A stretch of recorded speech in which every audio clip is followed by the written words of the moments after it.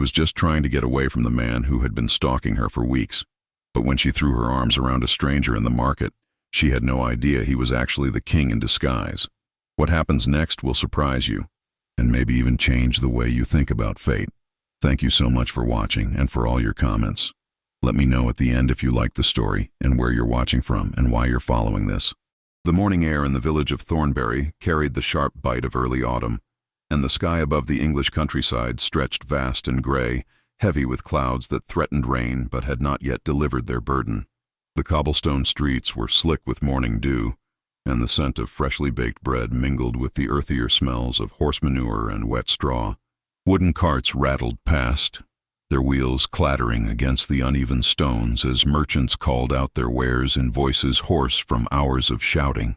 The village was alive with the rhythm of common life, a symphony of survival that played out every day without pause or ceremony. Among the crowd of peasants and tradesmen moved a young woman whose beauty seemed almost out of place in such humble surroundings. Isolde was her name, and though her dress was simple, a woolen gown of deep forest green, worn at the hems and patched in places, covered by a rough-spun cloak of gray, there was something about her that drew the eye. Her hair, the color of polished chestnuts, fell in thick waves past her shoulders, partially hidden beneath a simple linen kerchief. Her face was striking, with high cheekbones that caught the pale morning light, full lips that carried a natural rose color even without cosmetics, and eyes of the most extraordinary shade of amber, flecked with gold that seemed to catch fire when the sun broke through the clouds. Her skin, though weathered by outdoor work, retained a luminous quality that spoke of youth and vitality. She was 22 years old, though the hardships of peasant life had taught her more wisdom than many twice her age. Isolde carried a woven basket on her hip, filled with vegetables from the small plot of land she tended behind the modest cottage she shared with her younger sister. Turnips, carrots, and a few precious onions nestled together, their earthy smell rising from the basket. She walked with purpose through the crowded market square, her steps quick and measured, her eyes scanning the stalls for the best prices. Every coin mattered when you lived as she did, counting copper pennies and making each one stretch as far as it could possibly go. But it was not merely poverty that quickened her steps today. There was another reason for the tension in her shoulders, the way her eyes darted nervously through the crowd, searching for a face she desperately hoped not to see. His face, Thomas Blackwood. The very thought of his name made her stomach clench with a mixture of anger and fear. For 8 months, she had endured his attention, his courtship, if one could call it that. Thomas was a blacksmith's son, broad-shouldered and strong from years of working the forge, with dark hair and darker eyes that had once seemed mysterious and appealing. He had pursued her with determination, bringing her small gifts, a ribbon for her hair, a piece of honeycomb wrapped in cloth, flowers picked from the roadside. At first she had been flattered, a man taking interest in her, treating her with what she had believed was respect and affection. How wrong she had been. As the weeks turned to months, Thomas's attentions had become possessive, then controlling, then frightening. He demanded to know where she went, who she spoke to, what she did with every hour of her day. His gifts came with expectations, his compliments with criticisms hidden beneath them.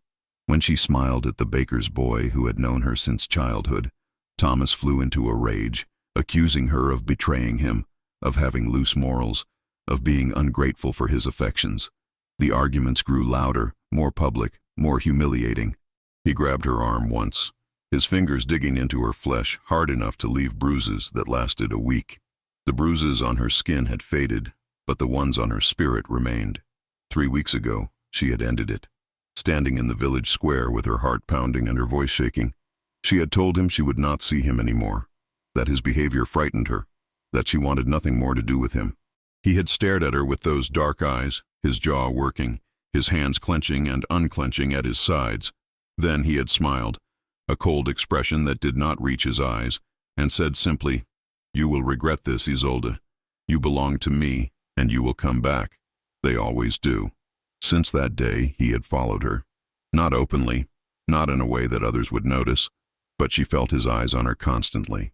She would turn a corner and catch a glimpse of his form in the shadows. She would be drawing water from the well and hear his voice nearby, talking to another villager, but positioned where he could watch her. At night, She sometimes saw him standing at the edge of the tree line near her cottage, just visible in the moonlight, staring at her window. Her sister Meredith had grown frightened too, and they had taken to barring the door at night, pushing their small table against it for extra measure. Today, Isolde had hoped to complete her errands quickly and return home before Thomas finished his work at the forge. But as she approached the vegetable merchant's stall, counting out her precious coins for a small sack of flour, she heard that voice behind her, low and familiar and unwelcome. Isolde. She froze, her hand hovering over the merchant's outstretched palm. The single word carried weight, ownership, threat. She did not want to turn around, but she knew she had no choice. Slowly, she completed her transaction, tucking the small sack into her basket, then turned to face him.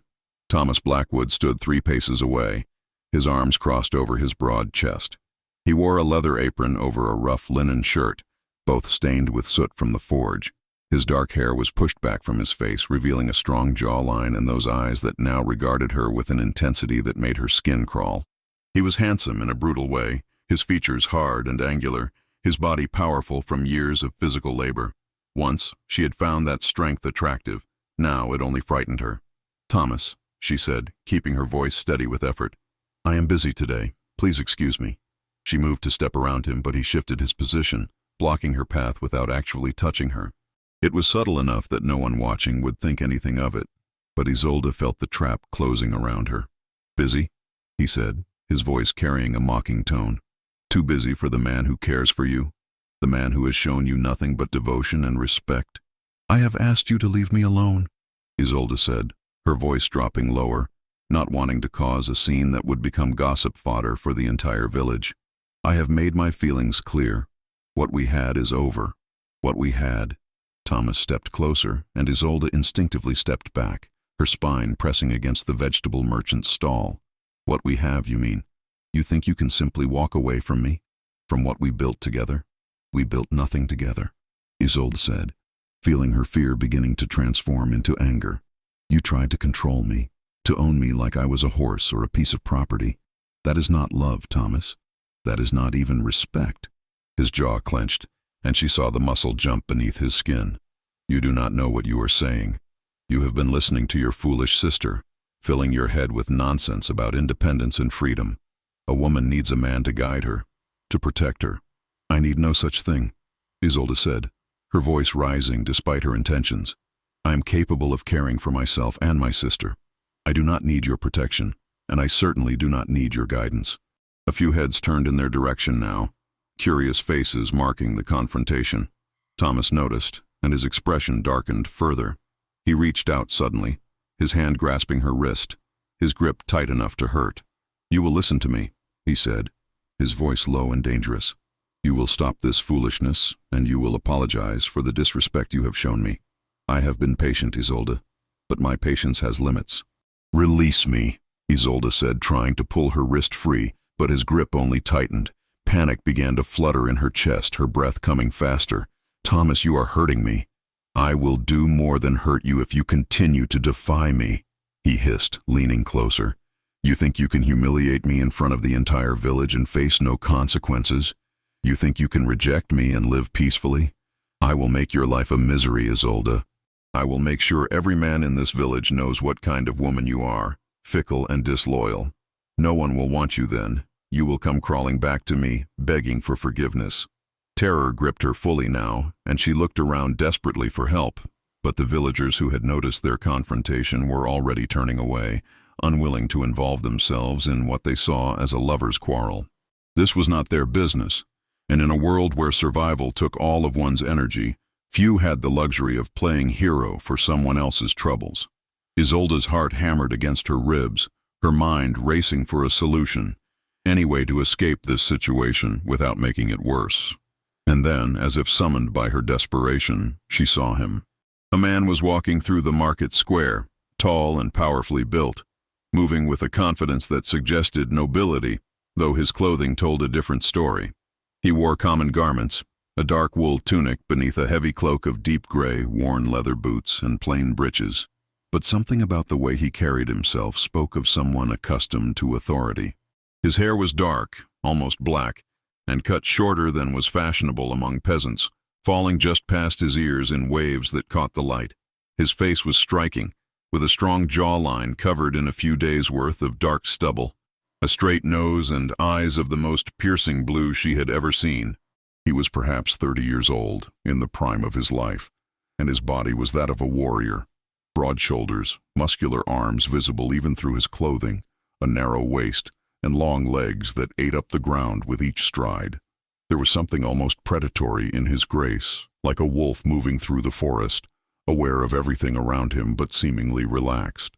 He was looking directly at her, those blue eyes taking in the scene with sharp intelligence. For a moment their gazes locked, and Isolde made a decision born of pure desperation. She wrenched her wrist free from Thomas's grip with a sudden twist that caught him off guard, then rushed forward through the crowd, directly toward the stranger.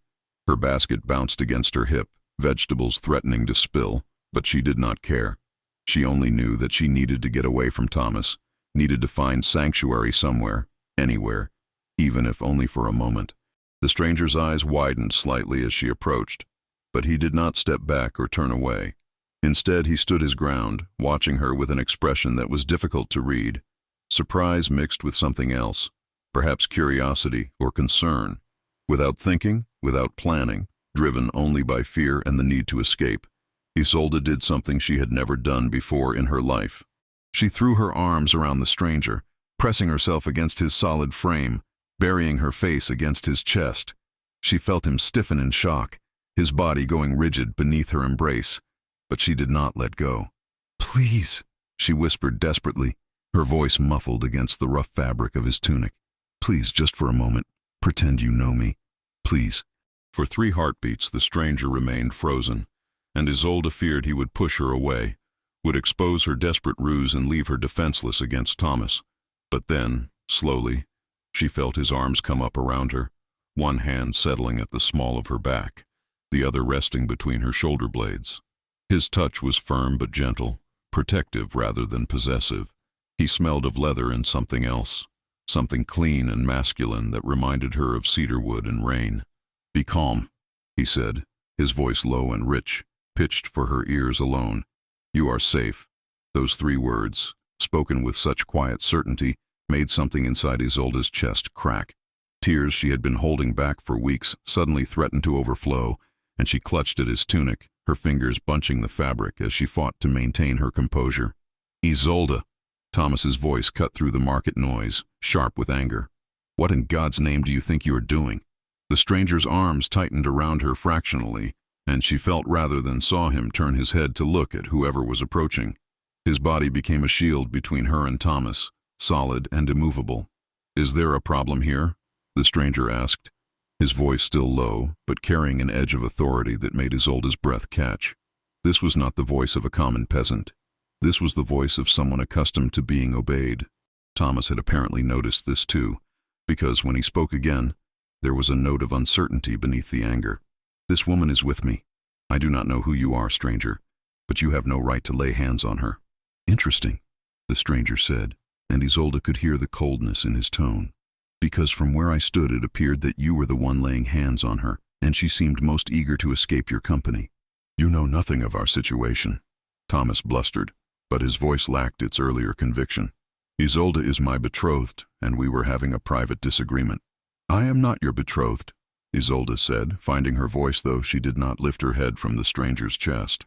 "I ended our courtship weeks ago. He will not accept it." She felt the stranger's hand move to her hair, a gesture of comfort that was surprisingly tender. "Then it seems the lady has made her choice clear," he said to Thomas. "Perhaps you should respect it and go about your business." "And who are you to tell me what to do?" Thomas demanded, his voice rising. "Some vagabond passing through our village?" "You have no authority here." The stranger was quiet for a long moment, and when he spoke, there was something dangerous in his voice, something that made the hair on the back of Isolde's neck stand up. "I suggest you walk away while you still can. The lady is under my protection now." "Your protection?" Thomas laughed, but it was a hollow sound. "For how long? An hour? A day? I live here, stranger. I am part of this community. Where will you be tomorrow when I come calling for what is mine?" "She is not yours," the stranger said, his voice dropping to a tone that was almost a growl. "She never was. And if you trouble her again, you will answer to me." There was another pause, tense and electric, and Isolde held her breath, waiting to see what would happen. Finally, Thomas spoke again, his voice tight with suppressed rage. "This is not over, Isolde. Mark my words." She heard his footsteps retreating, heavy and angry, but she did not look up to watch him go. Instead, she remained pressed against the stranger's chest, trembling now that the immediate danger had passed, reaction setting in. "He is gone," the stranger said gently after a moment. "You can release me now if you wish." But Isolde found she could not move, could not make her arms obey her command to let go. She was shaking too hard, her breath coming in short gasps that threatened to become sobs. The stranger seemed to sense this because he did not push her away. Instead, he simply stood there, solid and warm and safe, letting her cling to him until she could gather herself. "Thank you," she finally managed to whisper. "Thank you so much. I am sorry for imposing upon you, but I did not know what else to do. He would not let me go, and no one else would help, and I saw you, and I just—" Her words tumbled over each other, disjointed and frantic. "Peace," the stranger said, and that single word, spoken with such calm authority, cut through her panic. "You need not apologize. Any man with honor would have done the same." Slowly, reluctantly, Isolde loosened her grip on his tunic and stepped back, finally looking up into his face. Up close, he was even more striking than she had first realized. Those blue eyes, now regarding her with a mixture of concern and something else she could not quite name, were framed by dark lashes that any woman would envy.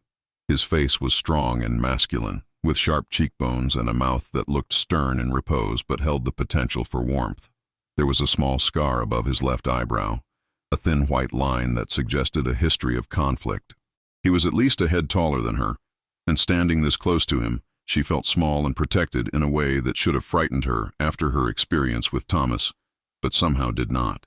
"I am Isolde," she said, feeling the need to introduce herself properly since she had already thrown herself at him like a madwoman. "Isolde Ashford. I live in the village with my sister." The stranger studied her for a moment, those blue eyes seeming to see more than she intended to reveal, then nodded slowly. "You may call me William," he said, and Isolde noticed he offered no family name, no additional information about himself. "William?" she repeated, testing the name. "Are you passing through Thornbury, or do you have business here?" A ghost of a smile touched his lips, there and gone so quickly she almost missed it.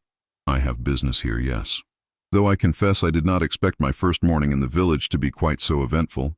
Despite everything, Isolde felt a small laugh escape her, though it sounded more like a sob.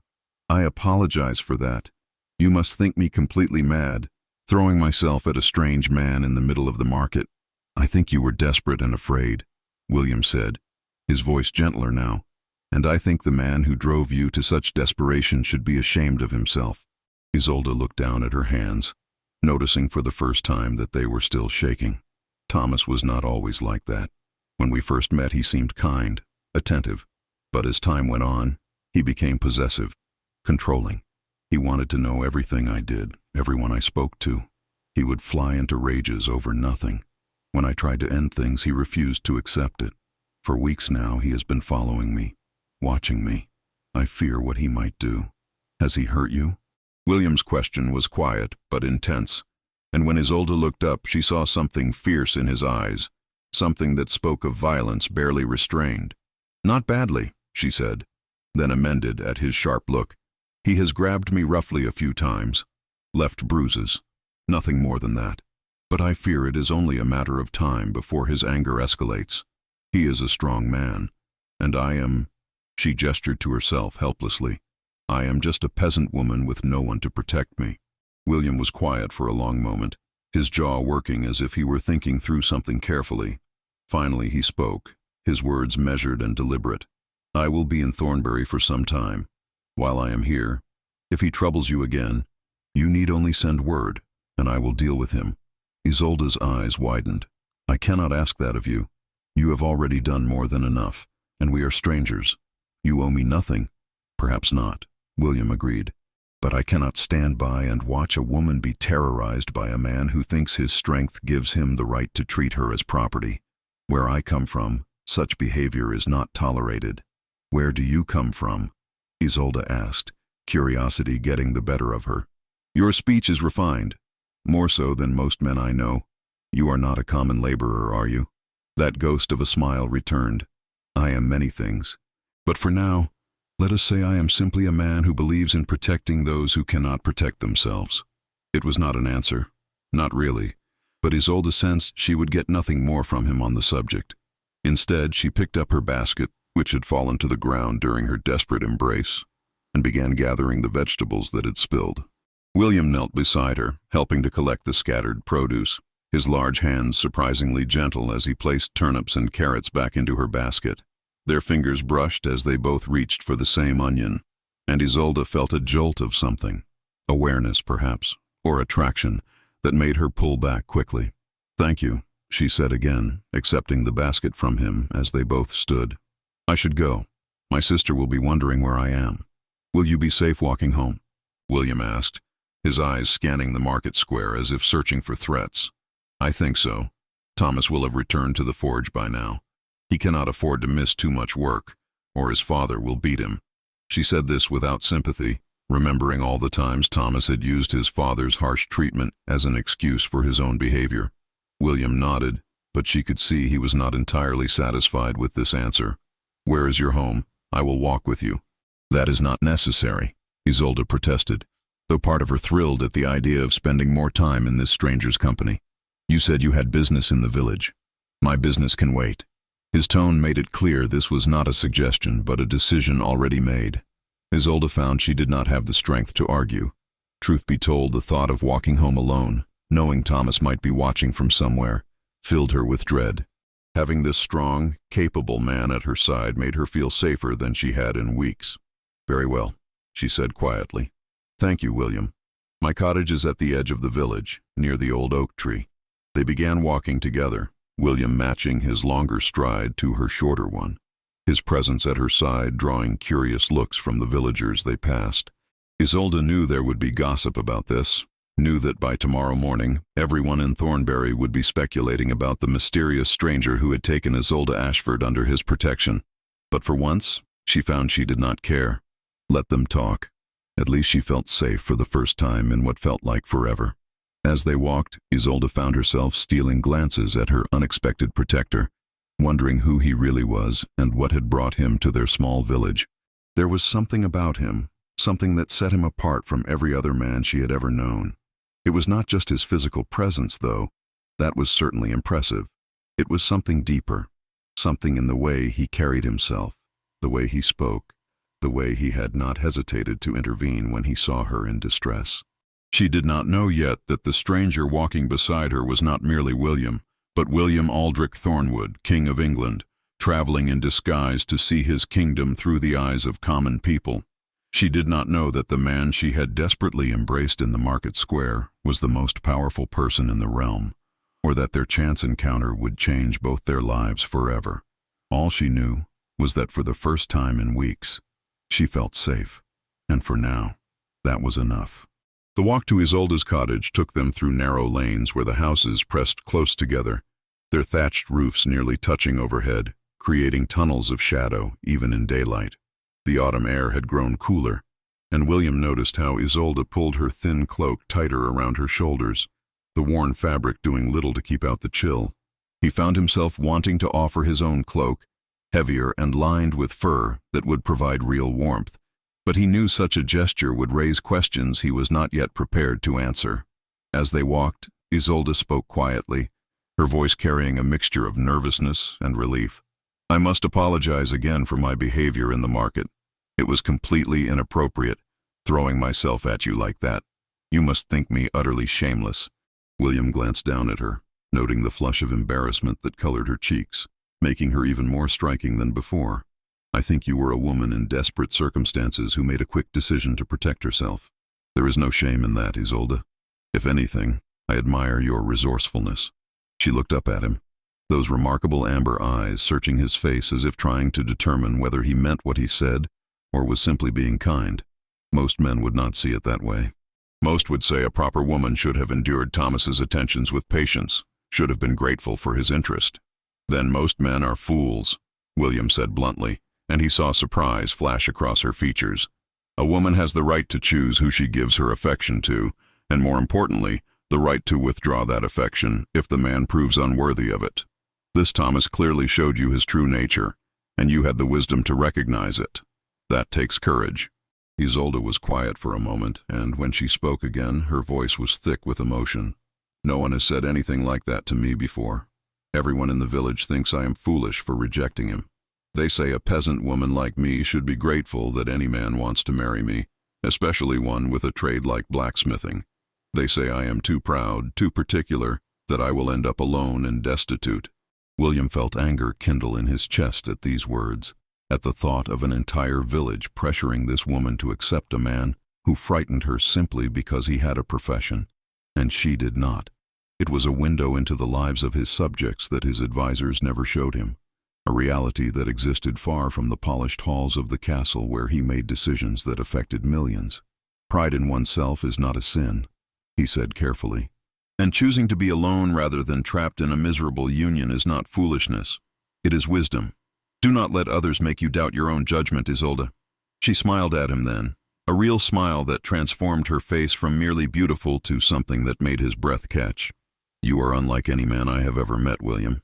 Where did you learn to think this way? William chose his words carefully, walking the line between truth and the deception his disguise required. I have traveled extensively and seen many different ways of life. I have learned that strength is not always measured in physical power, and that often the people society considers weak are actually the strongest of all.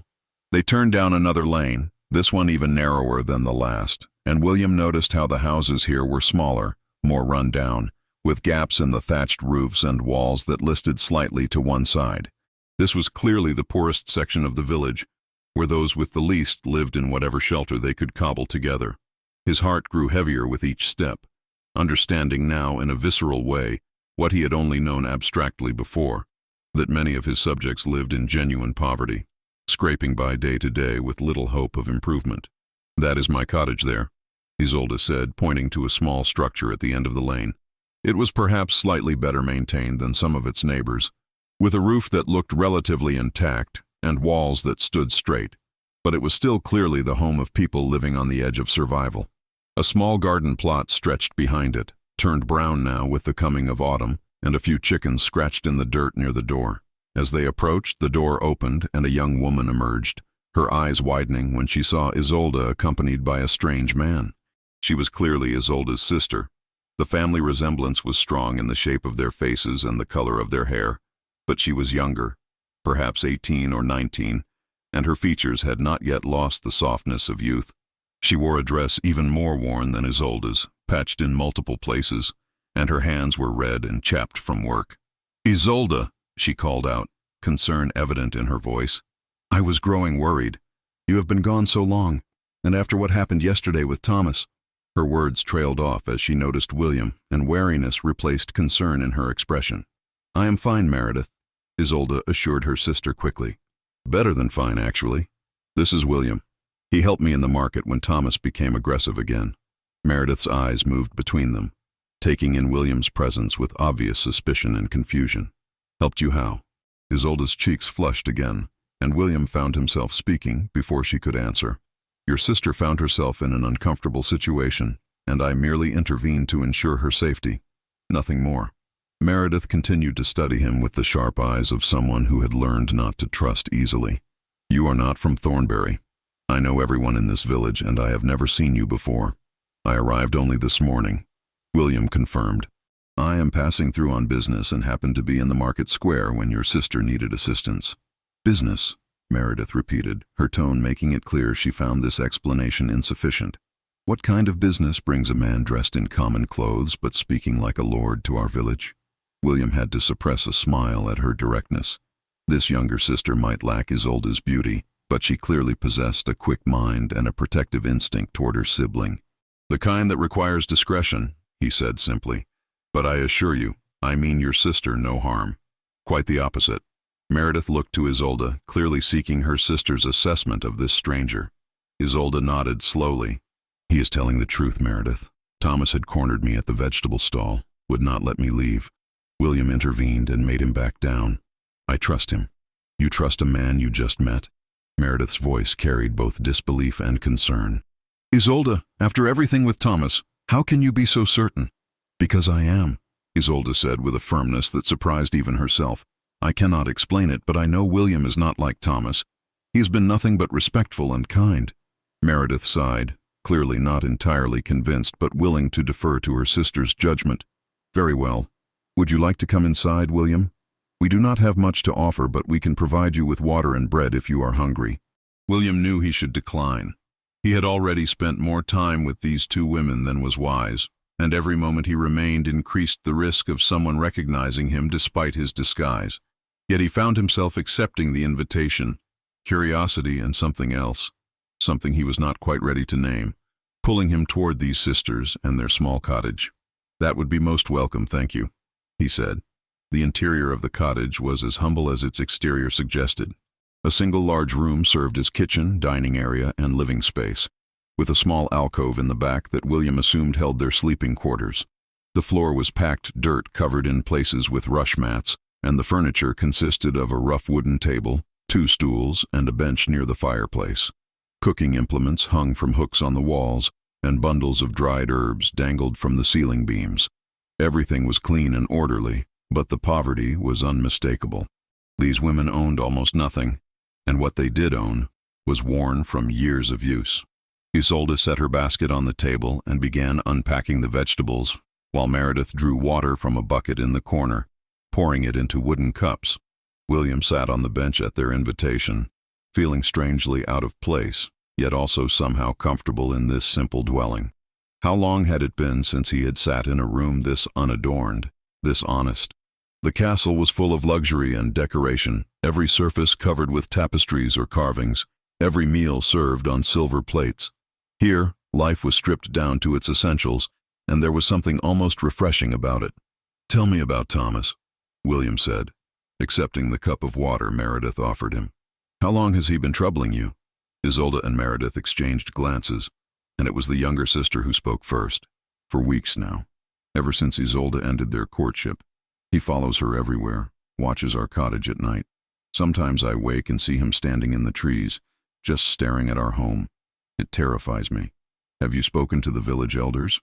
Surely they have some authority to intervene in such matters, William asked, though he suspected he already knew the answer. Isolde laughed, but it was a bitter sound. The elders? They think Thomas is justified in his pursuit. They say I led him on, made promises I did not keep. His father is an important man in the village, the only blacksmith for miles. No one wants to offend him by suggesting his son is behaving improperly.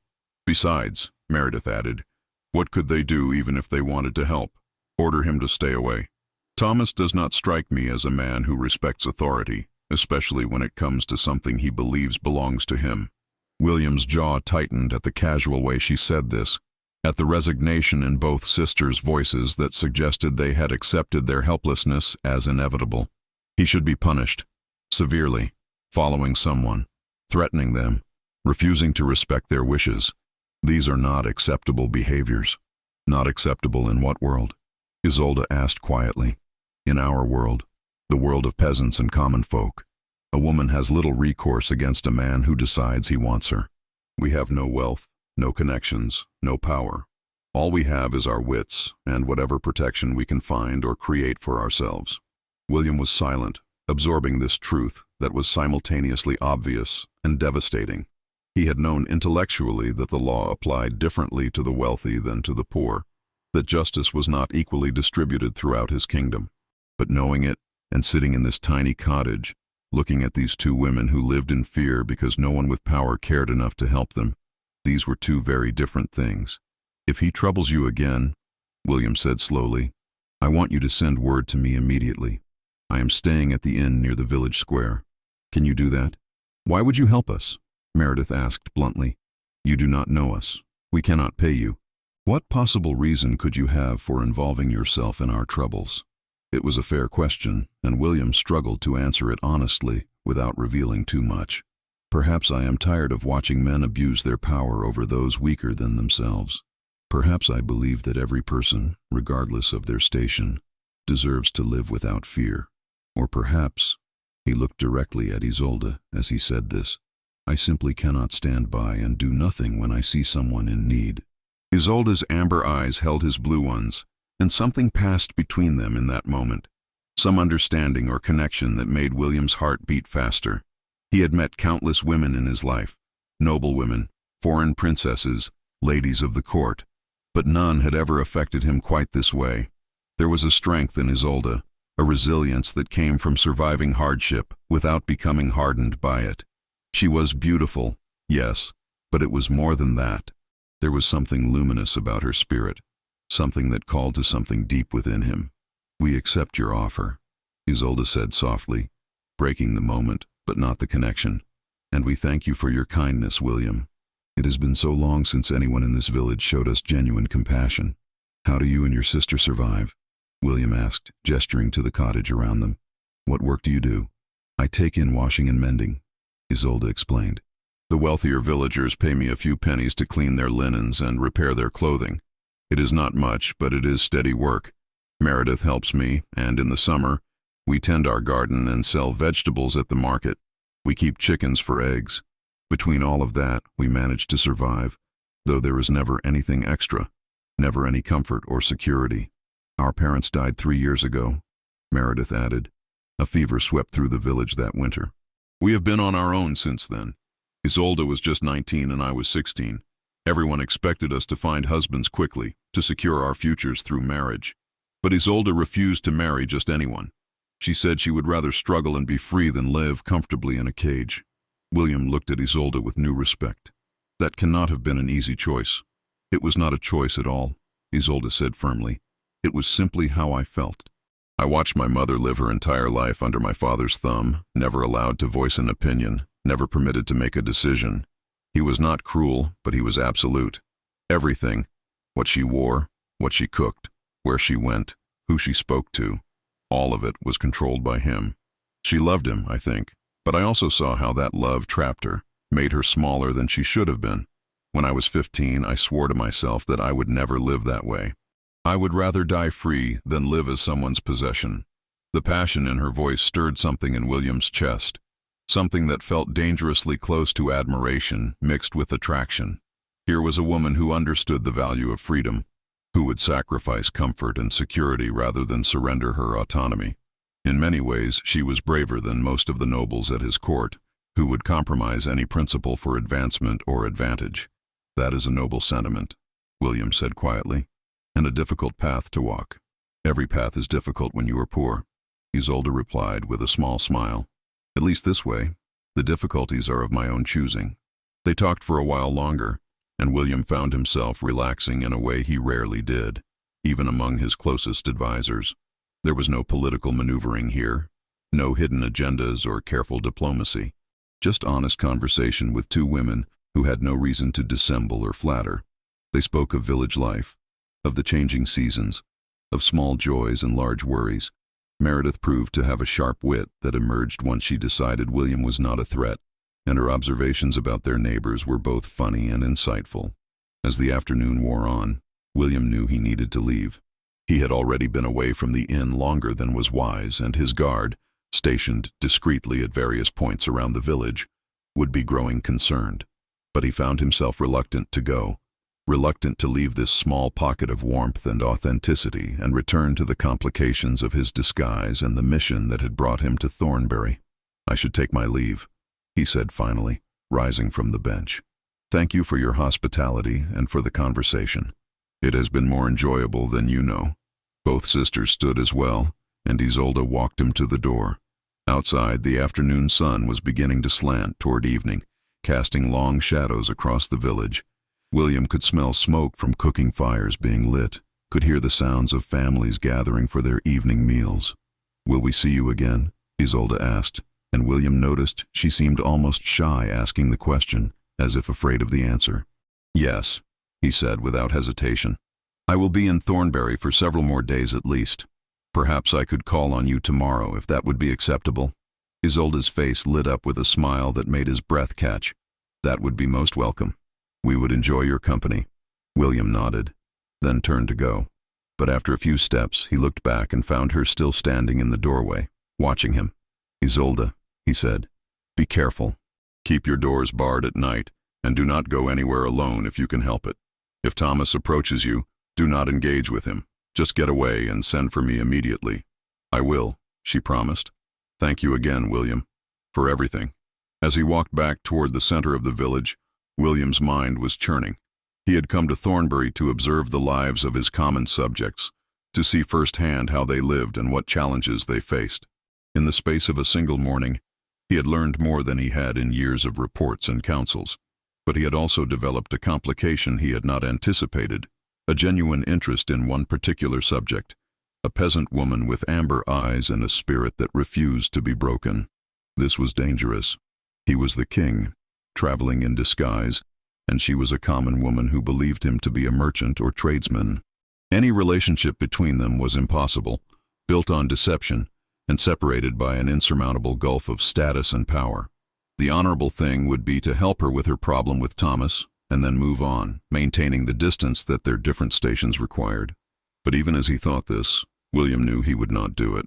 He could not explain why, could not justify it even to himself, but something about Isolde Ashford had reached past all his defenses and touched something he had thought long buried beneath the weight of crown and duty.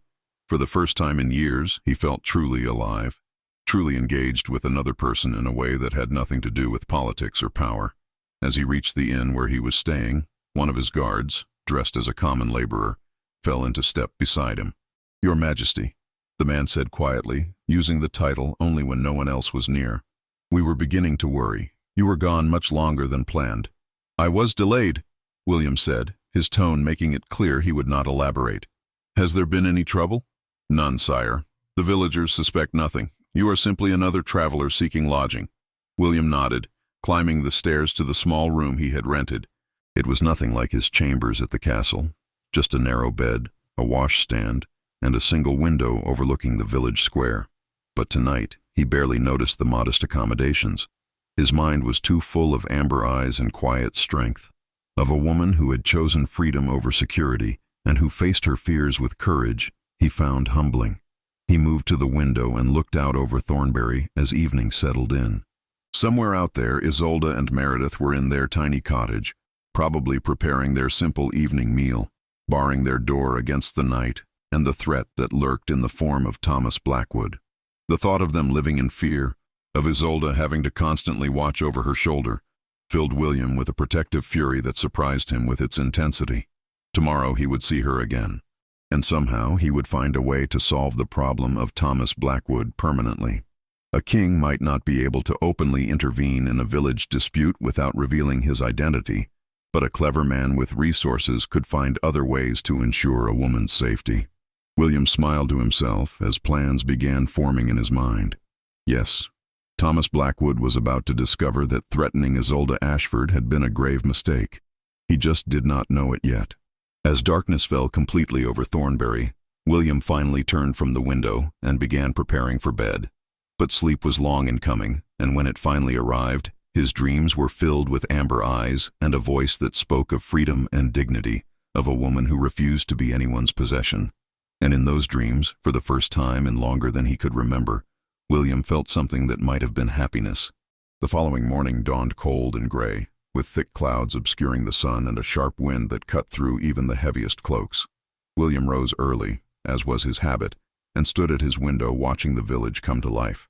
Smoke rose from chimneys as families lit their fires against the chill, and already he could see figures moving through the streets, bakers heading to their ovens, farmers driving carts toward the fields that surrounded Thornbury, women carrying water from the communal well. His mind had not stopped working since yesterday, turning over the problem of Thomas Blackwood like a puzzle that needed solving. As king, William had extensive resources at his disposal, but using them openly would expose his identity and defeat the entire purpose of this journey. He needed to be subtle, to work within the constraints of his disguise while still ensuring Isolde's safety. A soft knock at his door interrupted his thoughts. "Enter," he called, and one of his guards stepped inside. Sir Edmund, a man who had served William's family for 3 decades and was one of the few people William trusted completely. "Your Majesty," Edmund said quietly, closing the door behind him. "I have news you should hear." Last night I was drinking in the tavern, listening to the local gossip as you instructed. The blacksmith's son, Thomas Blackwood, was there as well, drinking heavily and talking loudly about a woman who had humiliated him in the market square. William's jaw tightened. What did he say? Nothing specific, but his tone was threatening. He spoke of teaching lessons to women who did not know their place, of making examples that others would remember. His friends encouraged him, saying no woman should be allowed to reject a good man without consequences. Edmund's expression was grim. Sire, I believe this man poses a genuine danger to the woman you aided yesterday. If I may speak freely, the atmosphere in that tavern was ugly. These men see women as property, and they resent any challenge to that view. William turned from the window, his mind made up. I need you to do something for me, Edmund. Quietly and without drawing attention to yourself, I want you to gather information about Thomas Blackwood. His habits, his weaknesses, his debts if he has any. Everyone has pressure points. I need to know his. Edmund nodded. It will be done, Your Majesty. And what will you do today? I am going to call on Isolde Ashford as I promised. I want to understand her situation better, and I want her to know she is not alone in this. William paused, then added, also, station 2 men near her cottage at all times. Discreetly, so she does not notice, but close enough to intervene if Blackwood approaches. I will not have her come to harm while I am here. As you wish, sire. Edmund hesitated, then spoke carefully. Your Majesty, forgive me for overstepping, but I have served your family since you were a boy. I feel I must ask, is it wise to become so personally involved in this matter? We are here to observe, to understand the lives of your common subjects. Getting entangled in local affairs, especially concerning a young woman, could complicate our mission. William knew Edmund was right, knew that every moment he spent with Isolde was a risk both to his disguise and to his emotional detachment. But he also knew he could not simply walk away, could not abandon her to face Thomas alone when he had the power to help. Wisdom and necessity do not always align, old friend. William said quietly, I understand your concern, but I cannot stand by and watch a woman be terrorized. What kind of king would I be if I valued my comfortable anonymity over the safety of my subjects? Edmund's stern expression softened slightly. A pragmatic one, perhaps. But I understand, Your Majesty. You have always had a strong sense of justice, even as a boy. I will gather the information you requested and ensure the woman is protected. After Edmund left, William dressed carefully in his common clothes, sturdy wool and leather that would not attract attention, and made his way downstairs. The innkeeper's wife had prepared a simple breakfast of bread, cheese, and ale, which William consumed while listening to the conversations around him. The inn's common room was busy with local men breaking their fast before heading to work, and their talk gave him insight into the rhythms and concerns of village life. He heard complaints about the harvest, worries about the coming winter, gossip about marriages and births and deaths. But he also heard darker things, casual cruelty in how men spoke of their wives and daughters, an acceptance of violence as a tool for maintaining order, a deep vein of resentment toward anyone who challenged established hierarchies. It was sobering and enlightening in equal measure. When he finished eating, William stepped out into the cold morning and began walking toward Isolde's cottage. The streets were muddy from recent rain, and he had to pick his way carefully to avoid the worst of it. As he walked, he noticed how people looked at him, curiosity mixed with wariness, the typical response to strangers in small communities. A few nodded in greeting, which he returned, but most simply stared. He was perhaps halfway to his destination when he heard raised voices ahead. Rounding a corner, William saw a scene that made his blood run cold. Thomas Blackwood stood in the middle of the narrow lane, blocking the path of 2 women carrying baskets. Even from a distance, William recognized Isolde's chestnut hair and green cloak, and the smaller figure beside her had to be Meredith. I said, "Good morning, Isolde," Thomas was saying, his voice carrying clearly through the morning air. "It is rude not to return a greeting." "Good morning, Thomas," Isolde said, her voice steady despite the tension William could see in her posture. "Now please let us pass. We have errands to complete." "In such a hurry," Thomas said, not moving. "One might think you were trying to avoid me, but that would be foolish, would it not? After all, I am simply being neighborly." "Please, Thomas," Meredith said, her voice higher and more frightened than her sister's. "We do not want any trouble." Just let us go about our business." Thomas's attention shifted to the younger sister, and his smile was cruel. "Trouble? Why would there be trouble? Unless you think I am the sort of man who would cause problems for two helpless women. Is that what you think, little Meredith?" William had heard enough. He strode forward, his boots splashing through mud puddles, his presence drawing Thomas's attention before he reached them. "Is there a problem here?" he asked, his tone pleasant but his eyes hard as ice. Thomas's expression darkened when he recognized William. "You," he said, his voice dripping with contempt. "The mysterious stranger who thinks he can interfere in matters that do not concern him. This is a private conversation between myself and these ladies. Move along." "It did not look like a conversation," William observed, positioning himself between Thomas and the sisters. "It looked like you were preventing them from going about their business. Now, I am going to ask you politely to step aside and let them pass. And if I refuse?"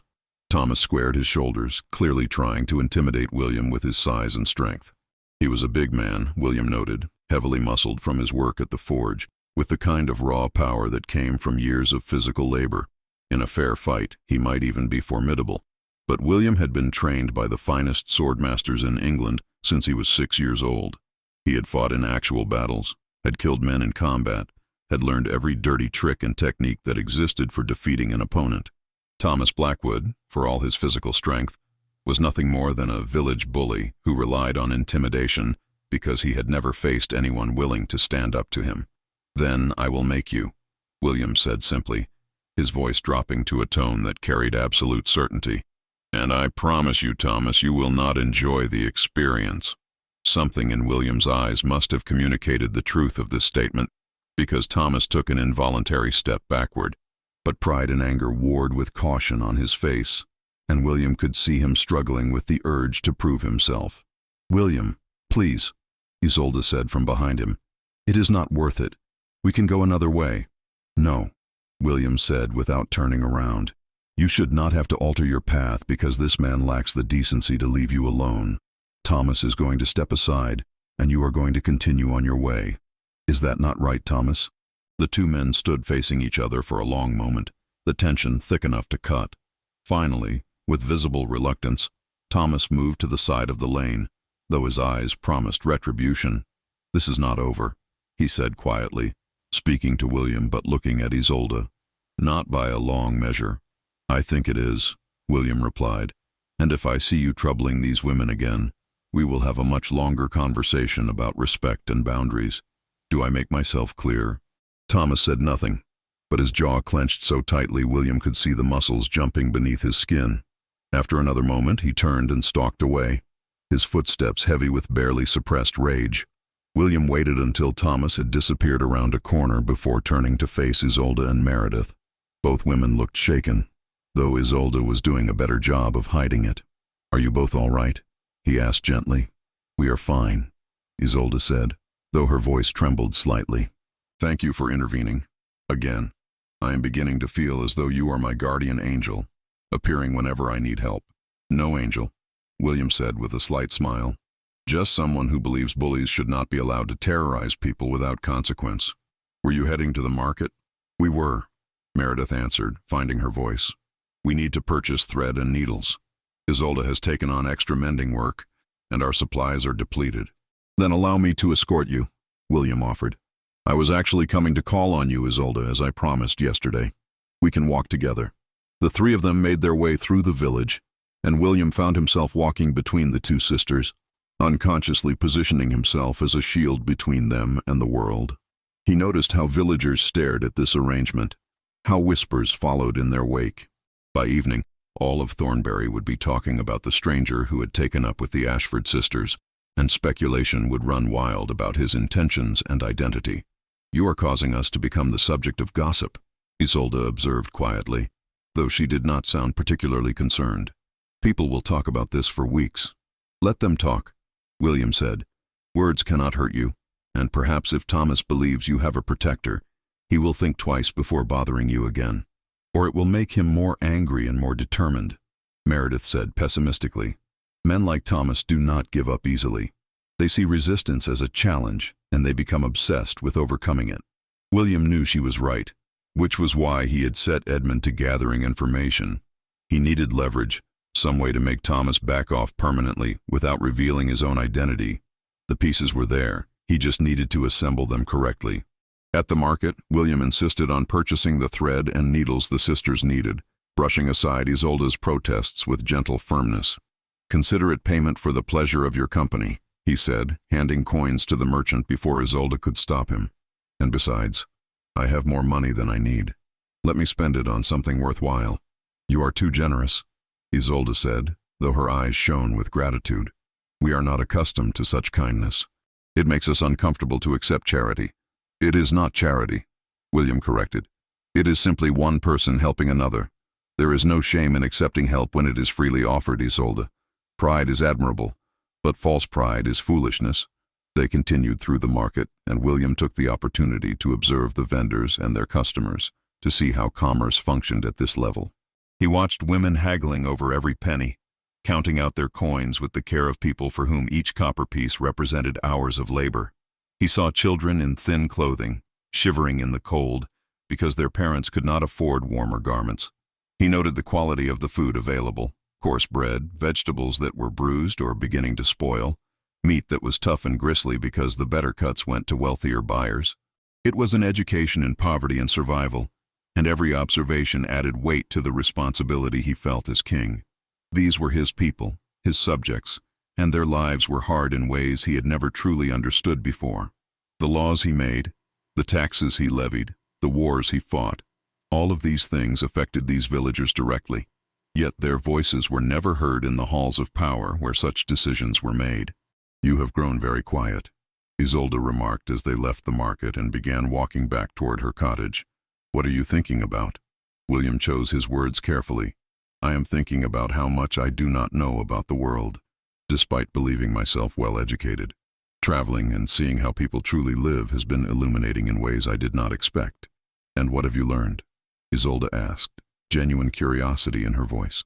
"That strength comes in many forms," William said slowly. "That survival itself is a kind of victory, that the people who have the least often possess the most courage, because they face each day knowing there is no safety net, no guarantee of tomorrow. It is humbling."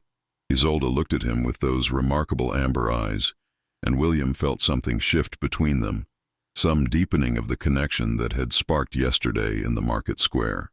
"You speak like a man who has lived in comfort," she observed. "Someone who is only now discovering what life looks like for those of us born without privilege." She was too perceptive by half, and William knew he needed to be careful.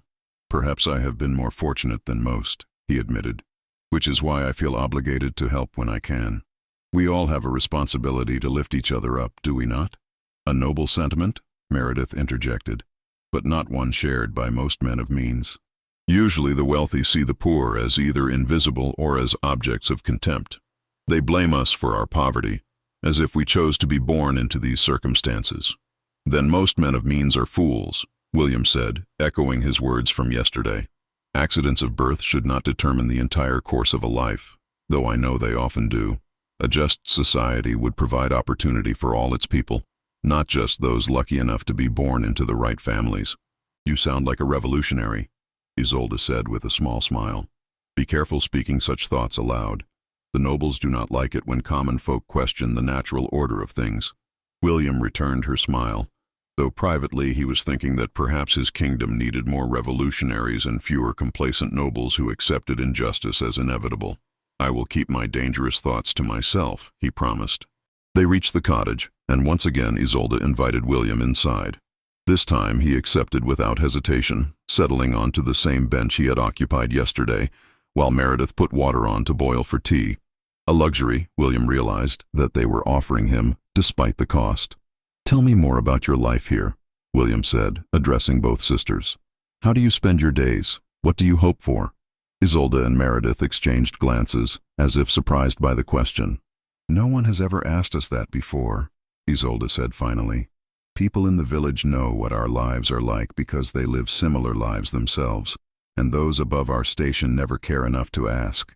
I am asking now," William said gently. "I want to understand." So they told him. Isolde described her work taking in washing and mending, how she would collect soiled linens and damaged clothing from the wealthier villagers, carry them back to the cottage, spend hours scrubbing and stitching, then return them clean and repaired for a few pennies per item. Meredith talked about their garden, how they saved seeds from year to year, how they knew which wild plants were edible and gathered them to supplement their meager diet. They spoke of their chickens with genuine affection, naming each bird and describing their individual personalities. But they also talked about their fears and worries, the terror of illness, knowing they could not afford a physician, the constant anxiety about having enough food to last through winter, the vulnerability of being two women alone in a world that saw them as targets rather than people, the exhaustion of working from dawn until after dark every single day, with no respite, no rest, no hope of anything better. William listened to all of it, his heart growing heavier with each revelation. These were good people, hardworking and honest, yet they lived on the edge of disaster every single day. One bad harvest, one serious illness, one stroke of bad luck, and they would lose everything, would be cast out onto the roads to beg or starve or sell their bodies to survive. "What do you hope for?" he asked again when they had finished. "If you could change your circumstances, what would you choose?" Isolde was quiet for a long moment, staring at her hands folded in her lap. When she finally spoke, her voice was soft but clear. "Safety," she said. "That is what I hope for most. Not wealth or status or luxury, though I would not refuse those things if they came, but simply to feel safe, to go to sleep at night without wondering if Thomas is watching our cottage, to walk through the village without fear, to know that tomorrow will be at least as good as today, that we will not lose what little we have. That is my greatest hope, simply to be allowed to live in peace." Something in William's chest cracked at these words, at the profound modesty of this wish. Isolde was not asking for riches or power or fame. She was asking merely to be left alone, to live her life without terror or threat. And even that small request seemed almost impossible to fulfill in the world as it currently existed. "You deserve that," William said, his voice rough with emotion he could not quite hide. "You deserve safety and peace and so much more. And I swear to you, Isolde, I will do everything in my power to ensure you have it." She looked up at him, her amber eyes searching his face. "Why?" she asked simply. "Why do you care so much about what happens to us? We are nothing to you, just two peasant women in a village you are passing through. Yet you speak as though our well-being matters to you personally. I do not understand." William struggled to answer honestly, without revealing too much. "Perhaps I'm tired of seeing injustice go unchallenged. Perhaps I believe that every person deserves dignity and respect, regardless of their birth.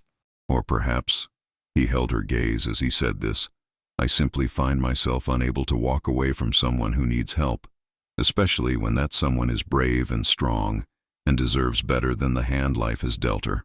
Color rose in Isolde's cheeks, and she looked away, but not before William saw pleasure mixed with confusion in her expression. "You barely know me," she whispered. "I know enough," William said. "I know you chose freedom over security. I know you care for your sister and protect her as best you can. I know you work yourself to exhaustion every day and never complain. I know you face your fears with courage even when you are terrified. That is enough for me." The cottage fell silent except for the crackling of the fire and the soft whistle of wind through the thatched roof. Meredith had discreetly moved to the back of the cottage, giving her sister and William a semblance of privacy. The moment stretched between them, charged with something neither of them could quite name. Finally, Isolde spoke again, her voice barely above a whisper. "I think you are dangerous, William. Not in the way Thomas is dangerous, but dangerous nonetheless. You make me hope for things I should not hope for, dream of possibilities that cannot exist for someone like me. That is a different kind of threat to my peace." William's heart was beating faster now, and he knew he was treading on dangerous ground. Every word he spoke bound him more tightly to this woman, made it harder to maintain the distance his position required. But he could not seem to stop himself. And what if those possibilities could exist? He asked quietly. What if hope was not foolish but founded? "What then, Isolde?" She finally looked at him again, and this time there was something raw and vulnerable in her eyes. "Then I would be terrified," she admitted, "because hope is the most dangerous thing of all. It makes you believe in better tomorrows, and when those tomorrows do not arrive, the disappointment breaks you in ways that mere suffering never could. I have learned not to hope, William. It is safer that way." Before William could respond, a sharp knock sounded at the door. making all three of them jump. Meredith hurried forward to answer it, opening the door cautiously to reveal Edmund standing outside, his expression grim. "Forgive the interruption," Edmund said, his eyes moving briefly to William before returning to the sisters. "But I have urgent news for William. May I speak with him privately?" William rose immediately, sensing the gravity in his guard's manner. "Of course. Excuse me for a moment," he said to Isolde and Meredith, then stepped outside with Edmund, pulling the door closed behind them. "What is it?" William asked quietly, ensuring they could not be overheard. "I have the information you requested about Thomas Blackwood," Edmund said, his voice low and urgent. "And Your Majesty, the situation is worse than we thought. The man is not merely a bully. He is dangerous in ways we had not anticipated. We need to act quickly, or I fear Miss Ashford will come to serious harm." William's expression hardened as he listened to Edmund's words, his hand instinctively moving to where his sword would normally hang at his hip. Of course, he wore no sword now. That would have drawn too much attention to a supposed common traveler. But the absence of the weapon made him feel exposed, vulnerable in a way he had not experienced in years.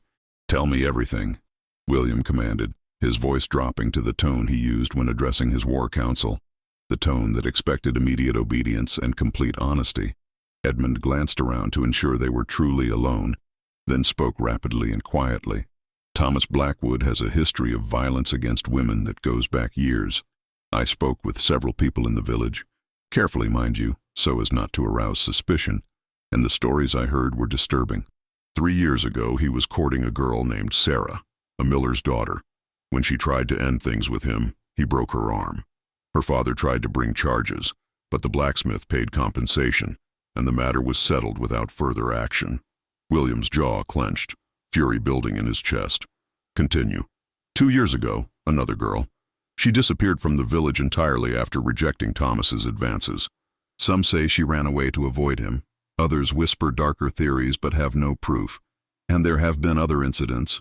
Women grabbed too roughly, threats made, aggressive behavior that everyone knows about, but no one will formally acknowledge because his father is too important to the village economy. Edmund paused, his weathered face grave. "Your Majesty, this man is a predator. And based on what I heard in the tavern last night, he is working himself into a rage over Miss Ashford's rejection. Several people mentioned that he has been drinking more heavily than usual, talking about teaching lessons and making examples. I believe he is planning to do something soon, perhaps even tonight." William felt ice water flood through his veins. The protective instinct that had awakened in him yesterday intensified into something fierce and primal. Where is he now? At the forge with his father. But he finishes work as the sun sets, usually goes to the tavern after. That is when he is most dangerous, when he has been drinking and his inhibitions are lowered. Edmund studied William's face with the familiarity of decades of service. "What are your orders, sire?" William was quiet for a moment, his mind racing through possibilities and consequences. As king, he could simply reveal his identity, have Thomas arrested and taken to the capital for trial. But that would expose his disguise and end his mission to understand his subjects' lives. More importantly, it would not solve the underlying problem, that women like Isolde had no real protection under the law, that men like Thomas could terrorize them with impunity because the system itself was designed to favor male authority over female safety. But as William, the supposed common traveler, he had other options, less official perhaps, but potentially more effective.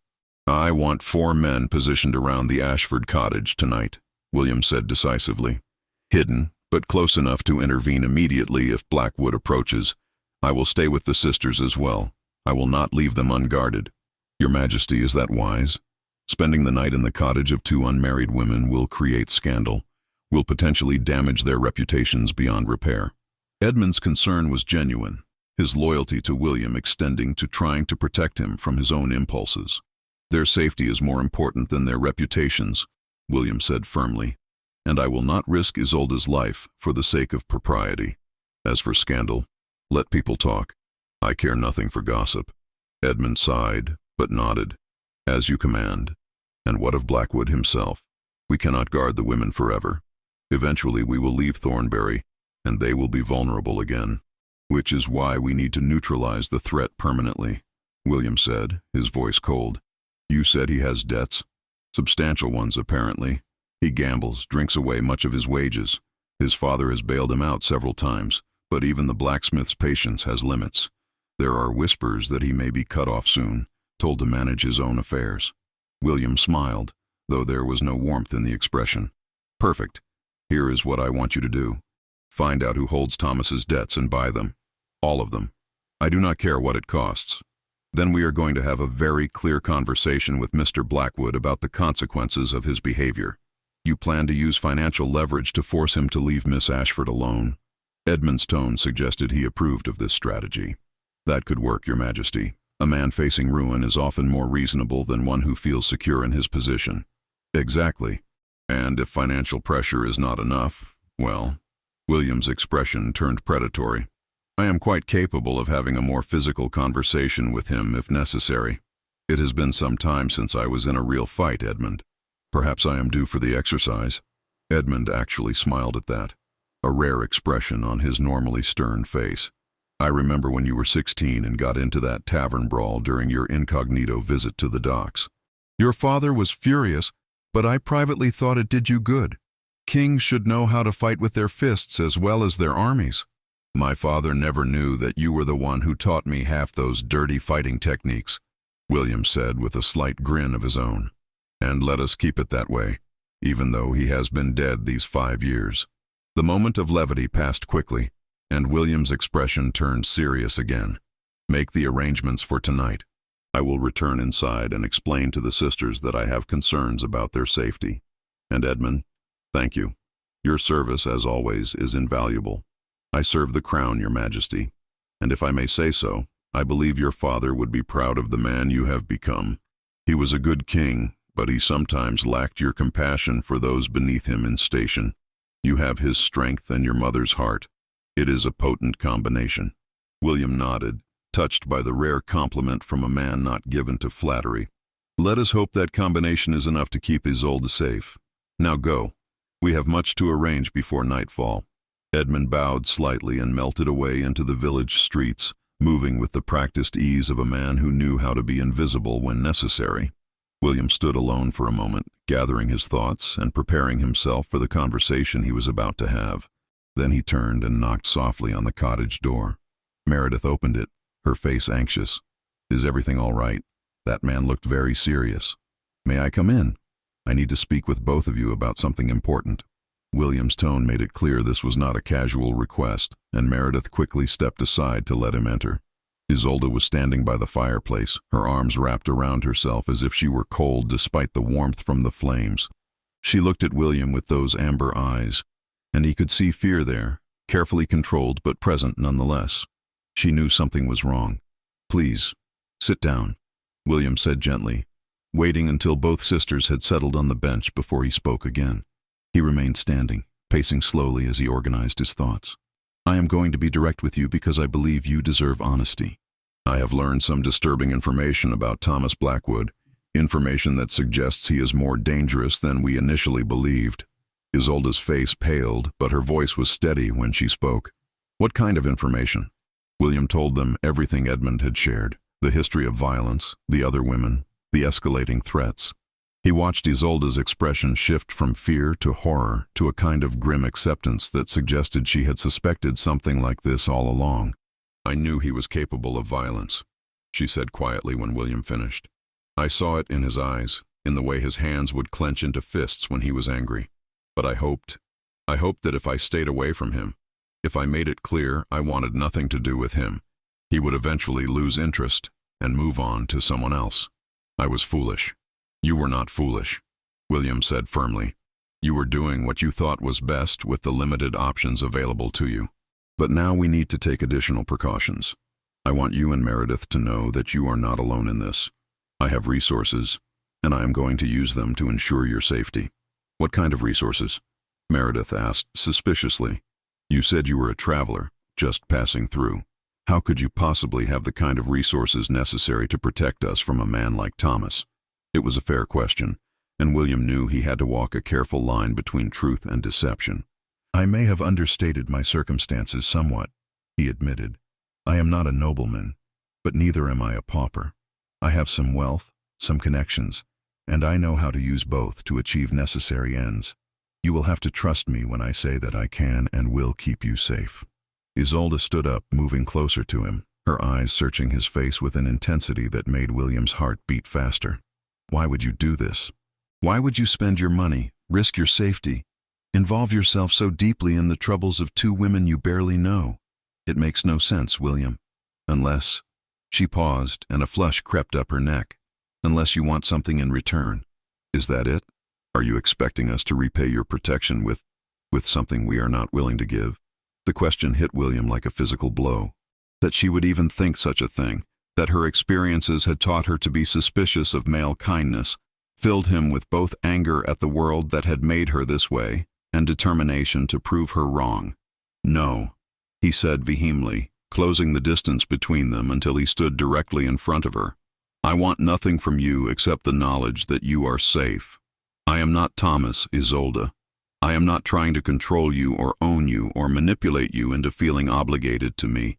I am simply trying to help because it is the right thing to do and because I—" He paused, the words catching in his throat, knowing he was about to cross a line from which there was no return. "Because I care about what happens to you. More than I should, perhaps, given how recently we met. But I cannot seem to help myself. Your safety matters to me. You matter to me." Isolde stared at him, her lips slightly parted, her breathing quickened. In the firelight, her face was luminous, her amber eyes reflecting the dancing flames. "You barely know me," she whispered, echoing her words from earlier.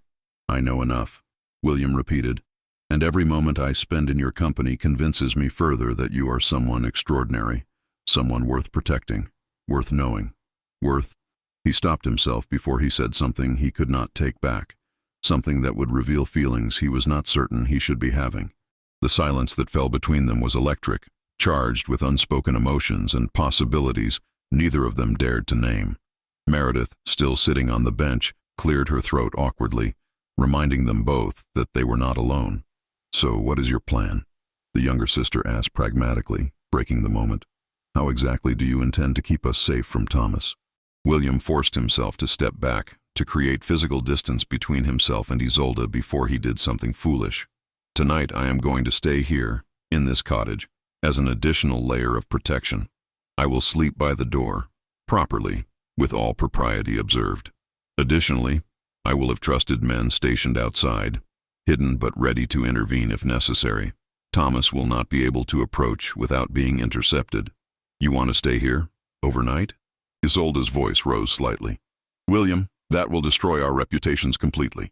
The entire village will know by tomorrow morning. They will say terrible things about us, will assume the worst." "Let them," William said with more force than he intended. "Your lives are more important than their opinions. And frankly, Isolde, your reputation has already suffered simply because you had the courage to reject a man who was wrong for you. The village was going to gossip regardless. At least this way, you will be alive to hear what they say." "He is right," Meredith said quietly. "Much as I hate to admit it, the damage is already done. Thomas has been telling everyone who will listen that Isolde is a faithless woman who led him on and then discarded him. Half the village believes him. The other half simply does not care. Our reputations cannot sink much lower than they already have." Isolde looked between her sister and William, and he could see the internal struggle playing out on her face. Pride warred with pragmatism. Fear fought with hope. Finally, her shoulders sagged slightly in resignation. "Very well, you may stay. But William, if this goes wrong, if something happens despite your precautions, I need you to promise me something." "Anything," William said without hesitation. "Promise me you will make sure Meredith is safe, that no matter what happens to me, you will protect her, help her find somewhere secure to live. She is younger, more innocent. She deserves a chance at a good life." Isolde's voice cracked slightly on these words, and William saw tears threatening at the corners of her eyes. He moved to her again, this time placing his hands gently on her shoulders, forcing her to look up at him. "Nothing is going to happen to you, Isolde. Do you hear me? I will not allow it. You will both be safe. Both have chances at good lives. I swear this to you on everything I hold sacred." A single tear escaped and rolled down her cheek, and without thinking, William reached up and brushed it away with his thumb. The gesture was intimate, tender, crossing boundaries that should have remained intact, but neither of them pulled away. Instead, they stood frozen in that moment, close enough that William could feel the warmth of her breath, could see the flecks of gold in her amber eyes, could smell the faint scent of lavender that clung to her hair. "I am afraid," Isolde whispered. "I am so very afraid, and I am tired of being afraid. I want to believe you can make this better, but I have learned not to believe in rescue or salvation. Life has taught me that safety is an illusion, that hope is a luxury people like me cannot afford." "Then let me teach you differently," William said, his voice rough with emotion. "Let me show you that sometimes hope is not foolish, that sometimes people do help each other for no reason other than it is right, that you are worthy of protection and care, and so much more than this hard life you have been given." "And what happens when you leave?" Isolde asked, fresh tears spilling over now. "Because you will leave, William. You are not a man who belongs in a place like Thornbury. Whatever your circumstances, wherever you come from, you are destined for things beyond this small village. And when you go, we will still be here, still vulnerable, still alone. How do I survive that? How do I go back to being afraid after you have made me feel safe?" The question pierced William's heart because he had no good answer for it. She was right. He would have to leave eventually. His responsibilities as king would not allow him to remain here indefinitely, playing protector to two peasant women no matter how much he might want to.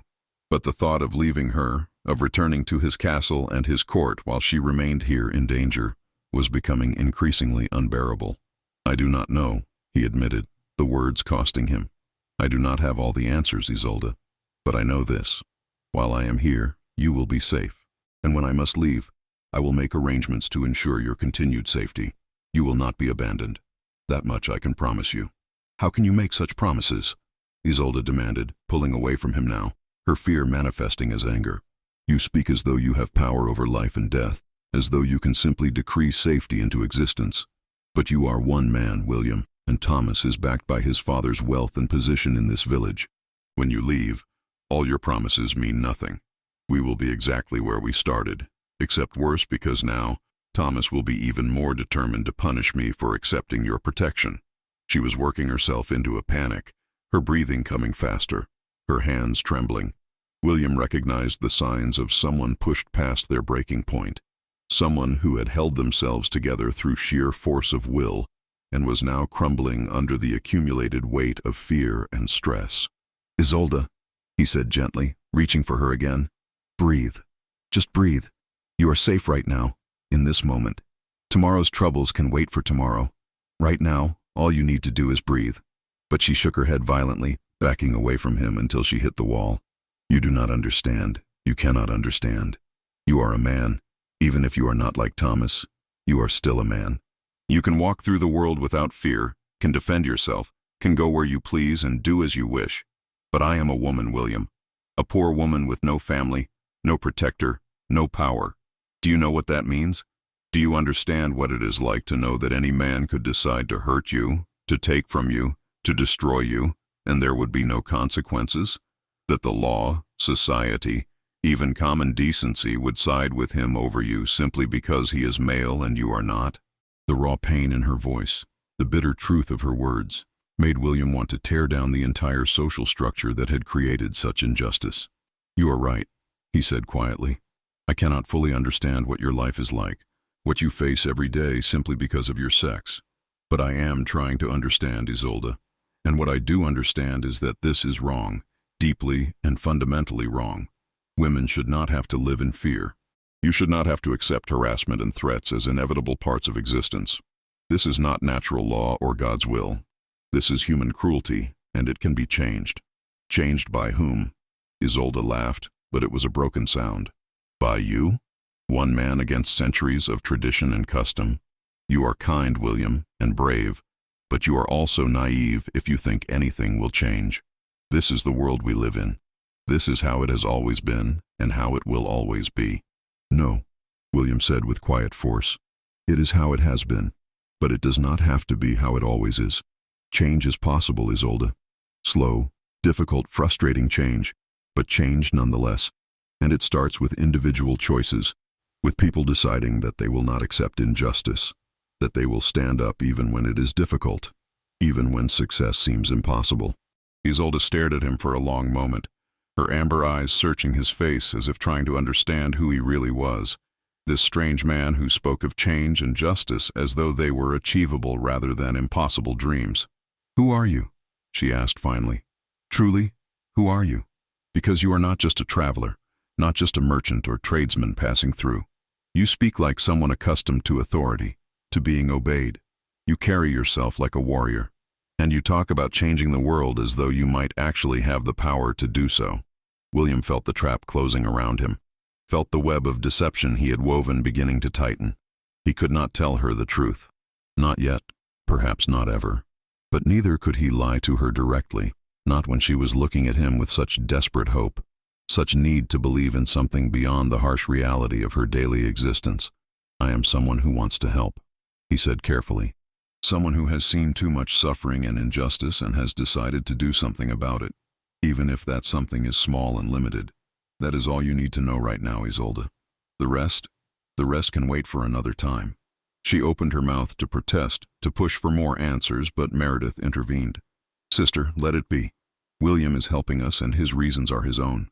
Perhaps it is enough that he is here, that he cares enough to involve himself. Must we interrogate him like a criminal?" Isolde closed her mouth, though frustration was clear on her face. "You are right, Meredith. I apologize, William. I am overwrought, not thinking clearly. Please forgive my rudeness." "There is nothing to forgive," William assured her. "You are frightened and exhausted, and you have every right to question someone who appears in your life making grand promises. I would be more concerned if you accepted everything I said without skepticism." The tension in the cottage eased slightly, though an undercurrent of unresolved emotions remained. As the afternoon wore on into evening, the three of them settled into an uneasy domesticity. The sisters prepared a simple meal, vegetable stew and bread, which they shared with William. He noticed how they gave him the largest portions, how they tried to ensure he was comfortable despite the obvious inadequacy of their accommodations. Their hospitality, given from such poverty, touched him deeply. As darkness fell outside, William made a show of checking the door and window, ensuring they were securely fastened. In truth, he was watching for the signal from Edmund that his men were in position around the cottage. When he saw a brief flash of light from the tree line, a shuttered lantern opened and closed quickly. He relaxed slightly. The outer perimeter was established. "The door is secure," he announced, turning back to the sisters. "And I will sleep here, right in front of it. If anyone tries to enter, they will have to go through me first." "You cannot sleep on the floor," Isolde protested. "It is hard and cold. At least take some blankets, some cushions to make it bearable." "I have slept in far worse conditions," William said truthfully, thinking of military campaigns where he had bedded down in mud or snow with only his cloak for warmth. "I will be perfectly comfortable, I assure you." Despite his protests, the sisters insisted on providing him with every spare blanket and cushion they owned, constructing a makeshift bed that was actually quite comfortable. As they worked, William found his eyes drawn again and again to Isolde. The graceful way she moved, the concern in her expression as she fussed over his comfort, the firelight catching in her chestnut hair and turning it to burnished copper. He was in dangerous territory, he knew. Every moment he spent with her deepened his feelings, made it harder to maintain the emotional distance his position required. A king could not fall in love with a peasant woman, could not entertain thoughts of a future together. The gulf between their stations was too vast, the political implications too complex. His advisors would be horrified, the nobles would rebel, the entire structure of royal authority might be threatened if he chose a common woman as his queen. But even knowing all of this, William could not seem to stop his heart from pulling toward her, could not suppress the growing certainty that Isolde Ashford was someone extraordinary, someone who could make him happy in ways that all the noble ladies presented to him at court never had. As the sisters finally retired to their sleeping alcove, bidding him good night with obvious discomfort at having a man staying in their home, William settled onto his makeshift bed and stared up at the cottage's thatched ceiling. Outside, he could hear the wind picking up, could smell rain coming on the autumn air. And somewhere out there in the darkness, Thomas Blackwood was drinking and brooding and planning violence. But not tonight. Tonight, Isolde was safe. And tomorrow, William would begin the process of ensuring that safety became permanent. He had faced down invading armies, had navigated the treacherous waters of court politics, had made decisions that affected millions of lives. Surely he could handle one violent blacksmith's son. As sleep finally began to claim him, William's last conscious thought was of amber eyes and quiet courage, of a woman who deserved so much more than life had given her. And he promised himself, with all the determination of a king and all the devotion of a man falling in love, that he would find a way to give her that something more, no matter what it cost him. William woke to absolute darkness and the sound of something scraping against wood. His warrior's instincts, honed by years of training and combat, brought him to full alertness in an instant. He lay perfectly still, controlling his breathing, letting his other senses compensate for the lack of sight. The fire had died down to barely glowing embers, providing almost no light. The scraping sound came again, and William's blood ran cold as he realized what it was. Someone was trying to pry open the window shutter. Moving with absolute silence, William rose from his makeshift bed and crossed the cottage floor on bare feet, his hand reaching for the iron poker that rested beside the fireplace. It was not a sword, but it would serve as a weapon if necessary. He positioned himself beside the window, his back pressed against the wall, and waited. The shutter gave way with a soft crack of splintering wood, and a hand reached through the opening, fumbling for the latch. William could smell alcohol, cheap ale, and something stronger, and hear heavy breathing. Thomas Blackwood had come, just as Edmund had predicted, emboldened by drink and rage. William let Thomas get his arm fully through the window before he acted. Moving with the speed and precision of a trained warrior, he brought the poker down hard on Thomas's forearm. Not hard enough to break bone, but hard enough to cause significant pain and make the man cry out. The arm was yanked back immediately, followed by a string of curses from outside. "You have made a grave mistake," William called out, his voice carrying authority and threat in equal measure. "Leave now, while you still can." There was a moment of silence. Then Thomas's voice, slurred with drink but filled with venom. "You, the interfering stranger, you have no right to keep me from what is mine." "Isolde is not yours," William said coldly. "She never was. And if you do not leave immediately, you will regret having come here tonight." Behind him, William heard movement from the sleeping alcove, the sisters waking to the commotion. He held up a hand, though they likely could not see it in the darkness, gesturing for them to stay where they were. "I will have her," Thomas shouted, his words becoming more aggressive. "Tonight or another night, it does not matter. She cannot hide from me forever. And you, stranger, will not always be here to protect her. When you leave, she will be mine to do with as I please." "That is where you are wrong," William said, and something in his tone made Thomas fall silent. "You see, Thomas, I have learned some interesting things about you. About your debts, for instance. Quite substantial debts to several merchants in the village and beyond. Gambling debts, drinking debts. Your father has been paying them, has he not? Keeping you from debtor's prison out of family loyalty." There was silence from outside, and William smiled grimly in the darkness. But what if those debts were suddenly called in? What if the people you owe money to decided they wanted payment immediately? Could you pay, Thomas? Or would you find yourself in a cell, working off what you owe for the next decade or more? How do you know about that? Thomas's voice had lost some of its bravado, suspicion and fear creeping in. "Who are you?" "I am someone with resources and connections you cannot imagine," William said, moving toward the door now. "Someone who can make your life very difficult if you continue on this path. But I am also someone willing to be reasonable. Leave now. Leave Isolde alone permanently, and those debts will remain with your creditors. Continue to threaten her, and I will buy every debt you owe and have you thrown in prison before the week is out. The choice is yours." He could hear Thomas breathing heavily outside, could almost feel the man's internal struggle, pride and anger warring with fear and self-preservation. Finally, Thomas spoke again, his voice tight with suppressed rage. "This is not over. You cannot watch her forever. Sooner or later you will leave, and when you do—" "If anything happens to Isolde after I leave," William interrupted, his voice dropping to something almost inhuman in its coldness, "I will return. And when I do, Thomas Blackwood, you will wish you had never been born. I will destroy you so completely that your name will become a curse word in this village. Your father's business will suffer. Your family will be disgraced. And you personally will spend the rest of your miserable life in the darkest cell I can find." Do I make myself absolutely clear? The silence that followed was profound. William had spoken with all the authority of a king, had let slip the mask of common traveler to reveal something of his true power. It was risky, but necessary. Thomas needed to understand that he was not dealing with an ordinary man, that the consequences of defying William would be catastrophic. "Who are you?" Thomas asked again, but this time his voice was small, frightened. "You are not just a traveler. No common man speaks with such authority or has the power to buy debts and threaten ruin. Who are you really?" "I am your worst nightmare if you do not leave," William said simply. "Now go, before I decide that mere threats are insufficient, and come out there to make my point more physically." There was a long pause, then the sound of footsteps retreating, stumbling and uneven. William waited, listening carefully, until he was certain Thomas had truly left. Then he moved quickly to the door, opening it just wide enough to peer outside. In the darkness, he could make out the shapes of Edmund's men emerging from their hiding places, gesturing that the threat had passed. William closed and barred the door again, then turned to find both Isolde and Meredith standing in the middle of the cottage, clutching each other, their faces pale in the faint light from the embers.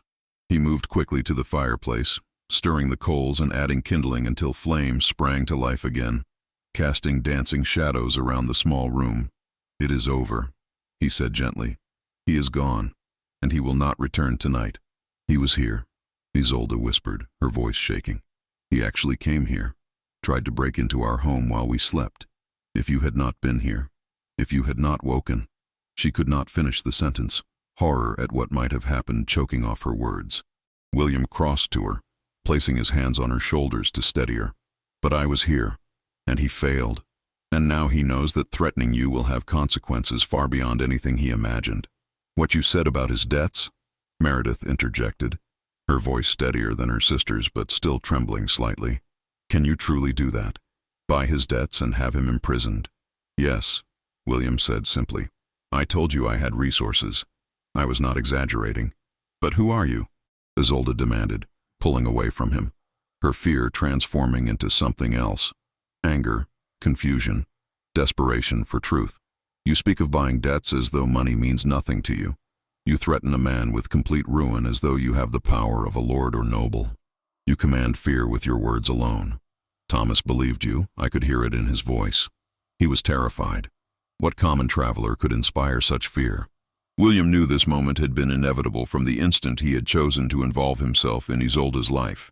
He could continue to deflect, to hide behind vague explanations and half-truths, or he could trust her with something close to the truth, trust that she would understand why he had concealed his identity.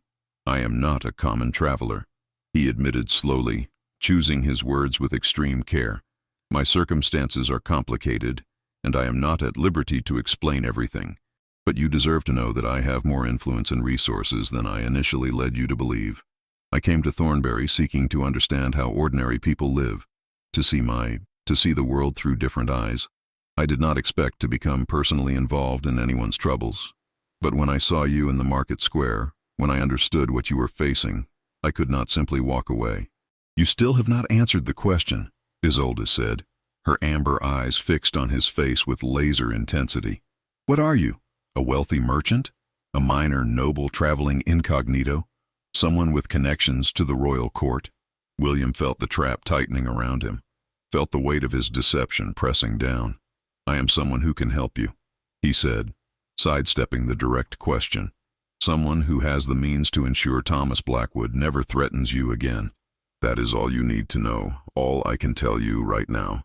I am asking you to trust me, Isolde, to believe that my intentions are honorable, even if I cannot fully explain my circumstances."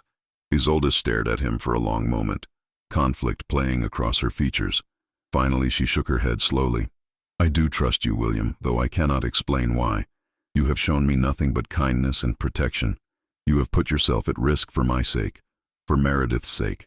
But this not knowing, this uncertainty about who you really are, it frightens me. Because how can I trust someone who will not be honest with me? How can I know your true motivations when you hide so much?" The pain in her voice cut William deeply. She deserved the truth, deserved to make informed decisions about her own life. But telling her he was the king would change everything between them, would make her question every interaction they had had. would create a distance that might never be bridged. She would see him not as William, the man who had helped her, but as the king, a figure of ultimate authority and power. And any feelings developing between them would be hopelessly complicated by the vast disparity in their stations. "I cannot give you all the answers you want," William said quietly. "Not yet. But I can promise you this. Everything I have done, every word I have spoken to you, has been genuine. My concern for your safety is real. My respect for you is real. Whatever else I may be hiding about my circumstances, my feelings toward you are completely honest." "Your feelings?" Isolde repeated, her voice catching slightly. "What feelings do you have toward me, William? Pity, obligation, or something else?" William knew he should deflect this question too, should maintain some emotional distance. But looking at her now, her hair loose around her shoulders, her face luminous in the firelight, her eyes reflecting both fear and hope, he found he could not lie. "Not about this. Admiration," he said softly. "Respect. A growing affection that I neither expected nor particularly wanted, given how complicated it makes everything. But there it is nonetheless. I care about you, Isolde Ashford. More than is wise, more than is prudent, but undeniably and completely." The cottage fell silent except for the crackling of the fire and the whistle of wind through the broken shutter. Meredith, standing slightly behind her sister, had a hand pressed to her mouth, her eyes wide as she watched this exchange. But Isolde seemed frozen, her breath coming in short gasps, her eyes locked on William's face. "You cannot," she whispered finally. "You cannot have feelings for me. I am a peasant woman with nothing to offer. You are, whatever you are clearly someone important, someone with power and wealth. There can be nothing between us, William. The very idea is impossible." "Perhaps," William agreed. "Perhaps you are right, and this is impossible. But impossible things happen sometimes, Isolde. And just because something is difficult or complicated does not make it less real." "This is madness," Isolde said, but she did not step away from him. "You will leave soon, return to whatever life you came from, and I will remain here, in this cottage, in this village, living the same hard life I have always lived. Whatever feelings exist between us can lead nowhere. They will only cause pain. Then we will deal with that pain when it comes," William said. "But tonight, right now, can we not simply acknowledge the truth? That something exists between us, something neither of us fully understands but both of us feel." Isolde's eyes filled with tears that caught the firelight and made them shimmer like liquid gold. "I am so tired of being afraid," she whispered. "Afraid of Thomas, afraid of poverty, afraid of what tomorrow will bring. And now you have given me something new to fear. The possibility of hope, of happiness, of something beyond mere survival.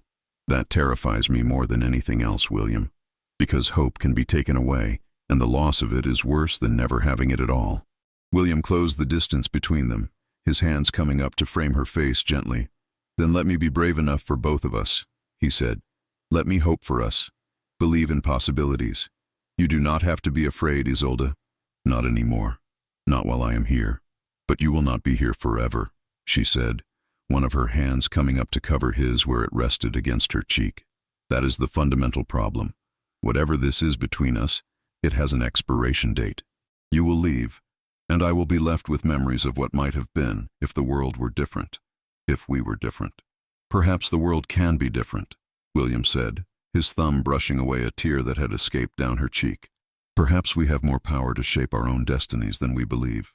I cannot make you promises I am not certain I can keep, Isolde. But I can promise that I will do everything in my power to ensure your safety and happiness, both while I am here and after I leave. That much is within my ability to control." Isolde closed her eyes, more tears escaping. "I want to believe you. God help me. I want to believe that someone like you could care about someone like me, that the differences between us could somehow be bridged. But I have learned to be practical, William. I have learned that fairy tales do not come true for women like me. I am not asking you to believe in fairy tales," William said gently. "I am simply asking you to believe in me, in us. For whatever time we have together, can we not just be William and Isolde? Not king and peasant, not noble and commoner, just two people who found each other in unexpected circumstances and discovered something worth protecting." He had said too much, had revealed more than he intended with that slip about king and peasant. But Isolde seemed not to notice, too caught up in her own emotions to parse his exact words. Or perhaps she had noticed and was choosing not to pursue it, not ready to face the full truth of who he was. Meredith, who had been watching this entire exchange with wide eyes, finally found her voice. "Sister, I think you should listen to him. I know you are afraid. We both are. But William has done nothing but help us, protect us, treat us with respect and kindness. Perhaps we should trust that his intentions are good, even if we do not understand everything about him." Isolde opened her eyes and looked at her sister, then back at William. Something in her expression shifted, softened. "You are right," she said quietly. "Both of you. I am allowing fear to control me, to prevent me from accepting help when it is offered. I am sorry, William. You have been nothing but good to us, and I have responded with suspicion and doubt. You have nothing to apologize for," William assured her. "Your caution is understandable and appropriate. I would be more concerned if you accepted everything I said without question." He let his hands drop from her face, though he wanted nothing more than to pull her into his arms, to hold her until all her fears melted away.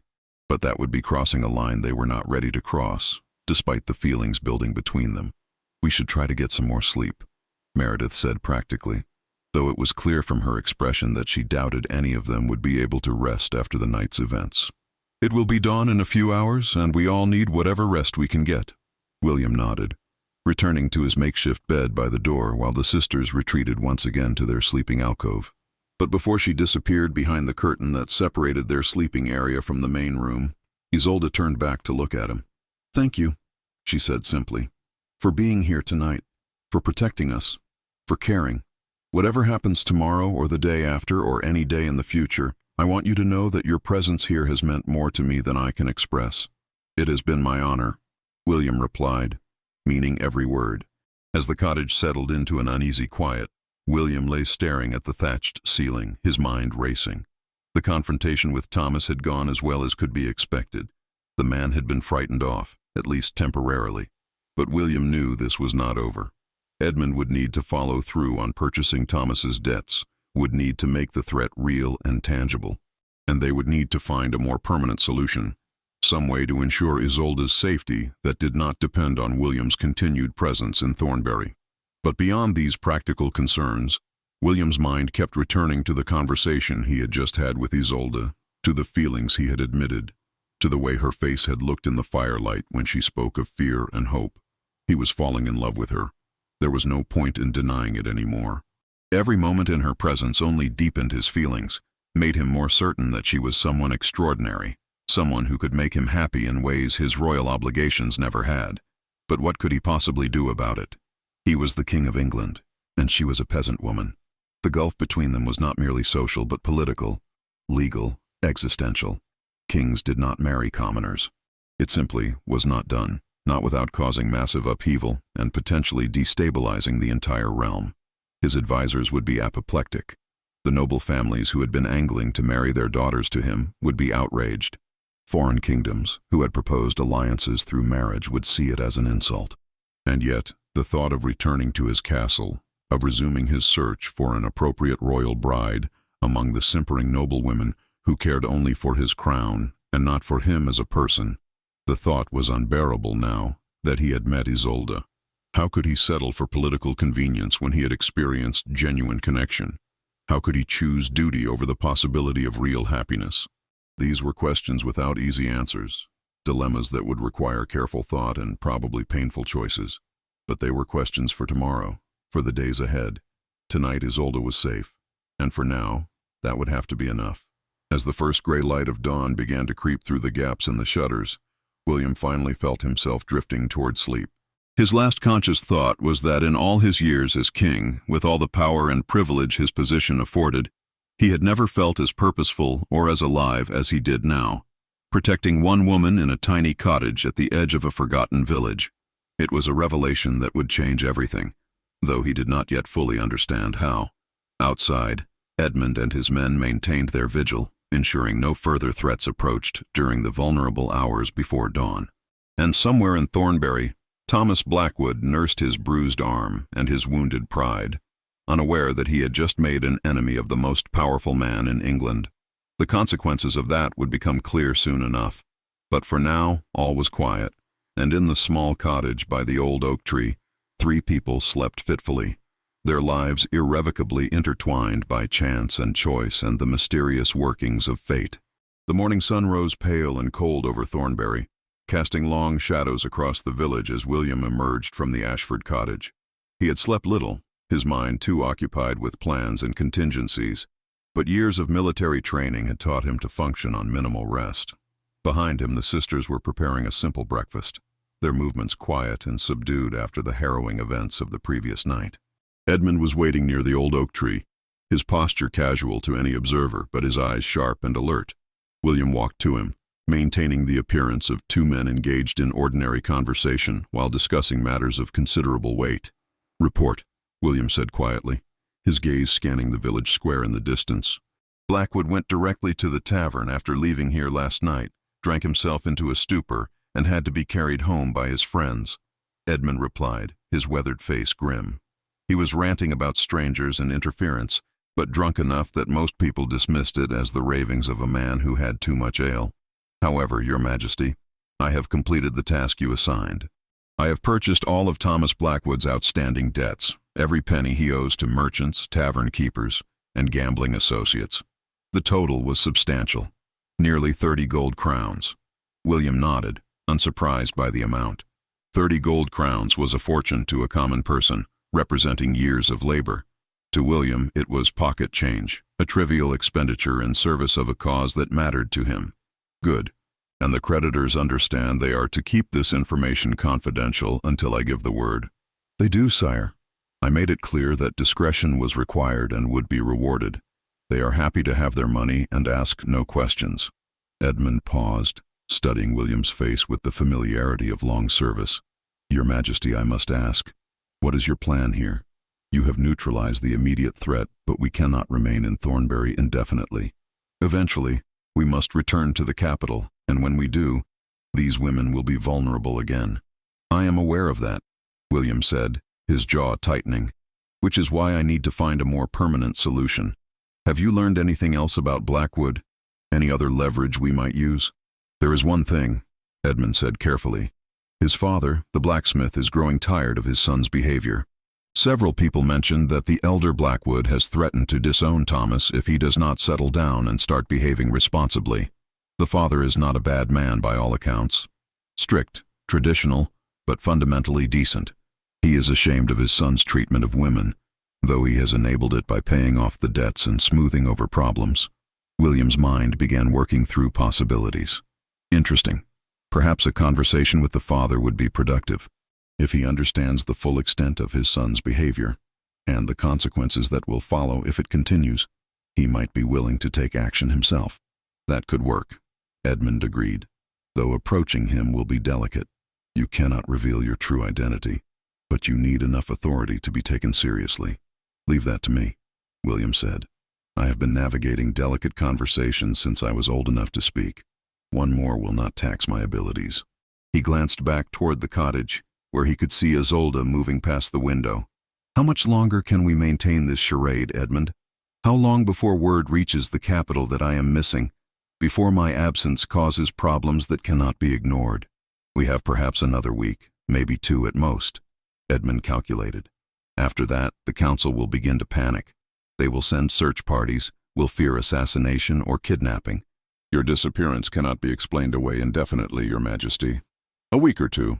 Such a short time to resolve something so complex, to ensure Isolde's safety and perhaps, though William barely dared to think it, to explore what was developing between them. But it would have to be enough. He was the king. He could not simply abandon his responsibilities, no matter how much he might wish to. Then we must work efficiently, William said decisively. Today, I will speak with the elder Blackwood. Tonight, we will have another conversation with Thomas himself, this time with the full weight of his debts made clear. And within the next few days, we will ensure there is a structure in place to protect Isolde and Meredith long after we leave. And what structure might that be? Edmund asked carefully. William was quiet for a moment, an idea forming in his mind that was either brilliant or completely mad. What if they were no longer vulnerable? What if their circumstances changed such that they had protection? resources, a future beyond mere survival. Edmund's eyes widened slightly as he began to understand what William was suggesting. Your Majesty, surely you cannot mean— I mean nothing yet, William interrupted. I am simply thinking aloud. But there must be a way to improve their situation without simply throwing money at the problem. Money can be stolen or lost. What they need is security, position, opportunity, and I am uniquely positioned to provide those things. If you are considering what I think you are considering, Edmund said slowly, you must understand the complications involved. The political ramifications alone would be staggering. I am aware, William said quietly, but I am also aware that being king means having the power to make difficult choices, to prioritize what matters most. And right now, Edmund, ensuring Isolde's safety and happiness matters to me more than political convenience. Edmund was silent for a long moment, his expression troubled. Finally, he spoke with the bluntness of a man who had earned the right to speak plainly to his king. You are falling in love with her. It was not a question, and William did not insult his old friend by denying it. Yes, I am. I did not intend to, did not want to, given how impossible it makes everything. But intent and want have nothing to do with the reality of feelings, Edmund. She is remarkable, brave, intelligent, compassionate, despite the hardships she has faced.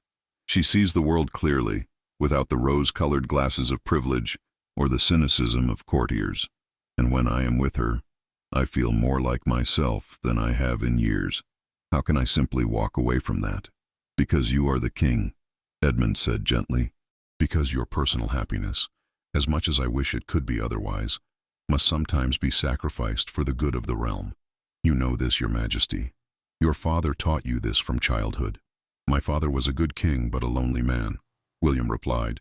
He married for duty, not love, and I watched him and my mother live separate lives under the same roof, bound by obligation but never truly connected.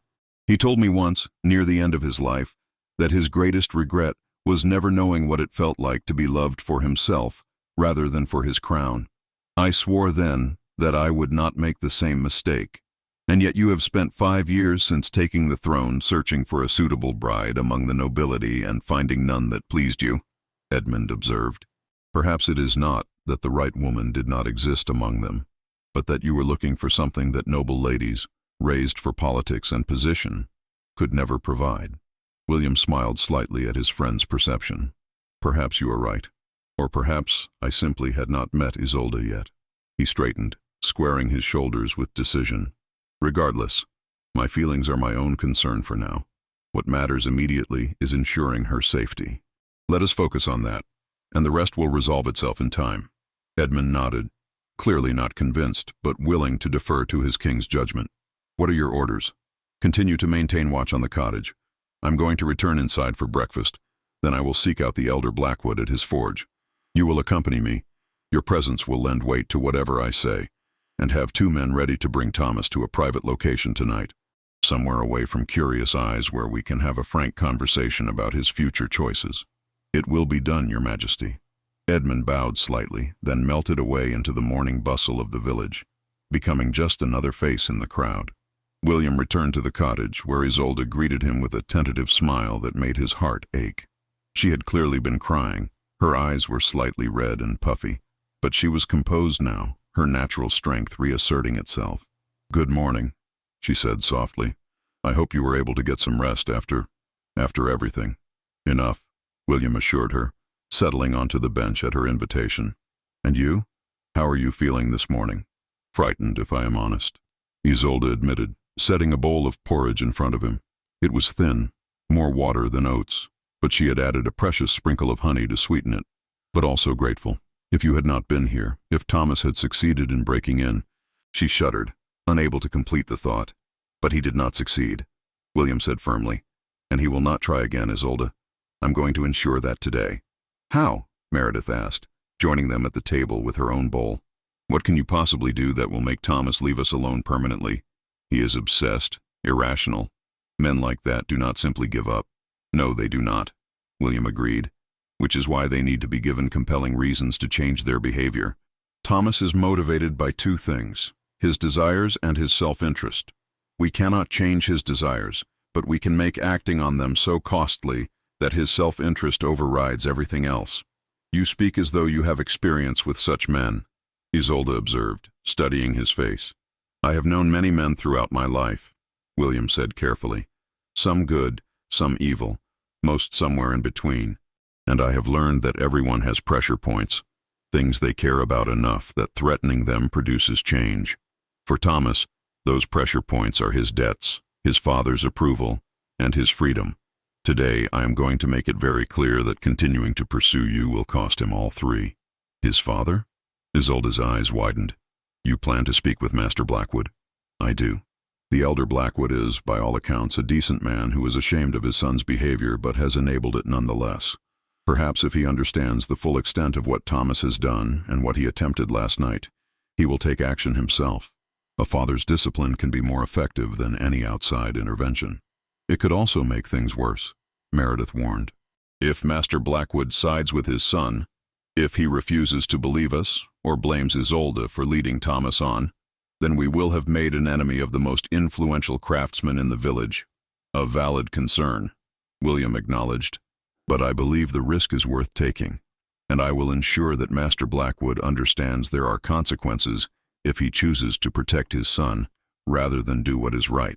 They finished breakfast in relative quiet, each lost in their own thoughts. William noticed how little the sisters ate, how they pushed most of their portions toward him despite his protests. It was clear they were accustomed to going hungry, to prioritizing any guest's needs over their own. The observation added another layer to his growing determination to change their circumstances permanently. After breakfast, William prepared to leave for the forge. Isolde walked him to the door, her hand lingering on his arm in a gesture that was both unconscious and intimate. Be careful, she said quietly. Master Blackwood can be a hard man when angered, and Thomas may be there. I could not bear it if you were hurt because of me. William covered her hand with his own, savoring the warmth of her touch. I will be fine, I promise. I have faced far more dangerous situations than one angry blacksmith, but your concern touches me, Isolde, more than you know. She looked up at him, those amber eyes searching his face. I know we have spoken of this before, but I still do not truly understand why you care so much, why you have involved yourself so deeply in our troubles. You could have walked away after helping me that first day in the market. Instead, you stayed, you protected us. You are now risking confrontation with the Blackwood family. What drives you to do this, William? It was the same question she had asked before, but with each repetition, William found it harder to deflect, harder to hide behind vague explanations. She deserved truth, or at least as much truth as he could give her, without revealing his identity completely. I told you that I care about you, he said quietly, aware that Meredith was pretending not to listen from across the cottage. That was not flattery or empty words, Isolde. From the moment you threw yourself into my arms in that market square, something changed for me. I cannot fully explain it, but you awakened something in me that had been sleeping, something I thought I had lost, or perhaps never had. When I am with you, I feel purposeful in a way that has nothing to do with duty or obligation.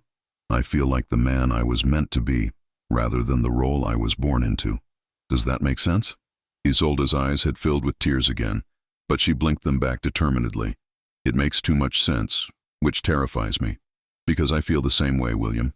When you are here, I feel safe, valued, seen in a way I have never experienced before. You treat me as though my thoughts and feelings matter, as though I am a person, rather than just a burden or an object. And that feeling is so intoxicating, so wonderful, that I fear what will happen when it ends. Because it must end, must it not? You will leave, and I will return to being just Isolde the washerwoman, struggling to survive day by day. William wanted desperately to tell her that it did not have to end, that he had power enough to change both their circumstances if she would let him. But the words stuck in his throat, held back by the knowledge that revealing his identity now would change everything between them, would make her question whether his feelings were genuine or simply the whim of a king who could have anything he wanted. Let us not think about endings, he said instead, his thumb tracing small circles on the back of her hand. Let us focus on today, on solving immediate problems, on spending what time we have together, without the shadow of future separations darkening it. Can we do that, Isolde? Can we simply be present with each other, for however long we have? She nodded slowly, a tear escaping despite her best efforts. Yes, yes, we can try. But William, I need you to know something. Whatever happens, whatever the future holds, I will treasure these days with you. You have given me a gift, the knowledge that kindness and protection and care are possible, that not all men are like Thomas, that I am worthy of respect, and perhaps even— She trailed off, unable or unwilling to complete the thought. Perhaps even what? William prompted gently. Perhaps even love, she whispered, so quietly he almost missed it. Not that I am saying you love me, or that I love you, because that would be presumptuous and foolish given how short our acquaintance has been. But you have shown me that such a thing could exist, that I am capable of inspiring it in someone, and that knowledge will sustain me when you are gone, will remind me that I deserve better than settling for someone who frightens me simply because I am afraid of being alone. William felt something crack open in his chest, some barrier he had maintained around his heart to protect himself from exactly this kind of vulnerability. Isolde, he said, his voice rough with emotion, you are not being presumptuous or foolish. And yes, what exists between us could grow into love, perhaps already is love in its earliest form. I know the timing is impossible, the circumstances are complicated, and the future is uncertain. But what I feel for you is real, and it matters, and I will not diminish it by pretending otherwise. They stood there in the doorway, hands joined, eyes locked, the rest of the world falling away until there was only the two of them and this moment of raw honesty.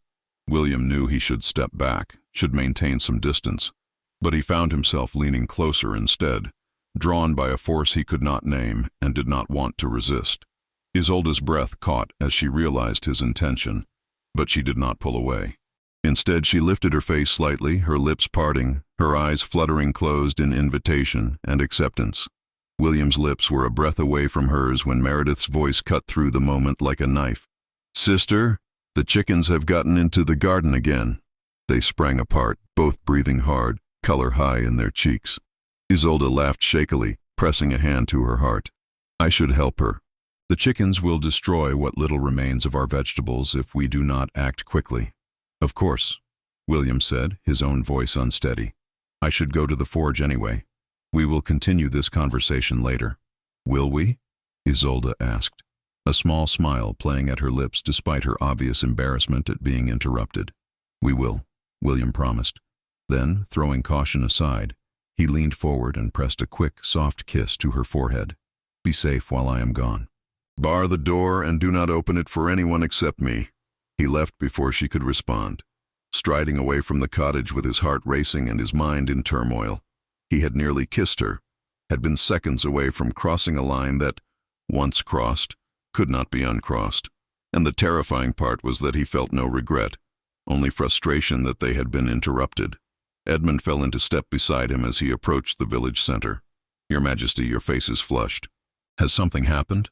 Nothing of consequence, William lied, knowing Edmund would see through it immediately, but hoping the older man would have the courtesy not to press.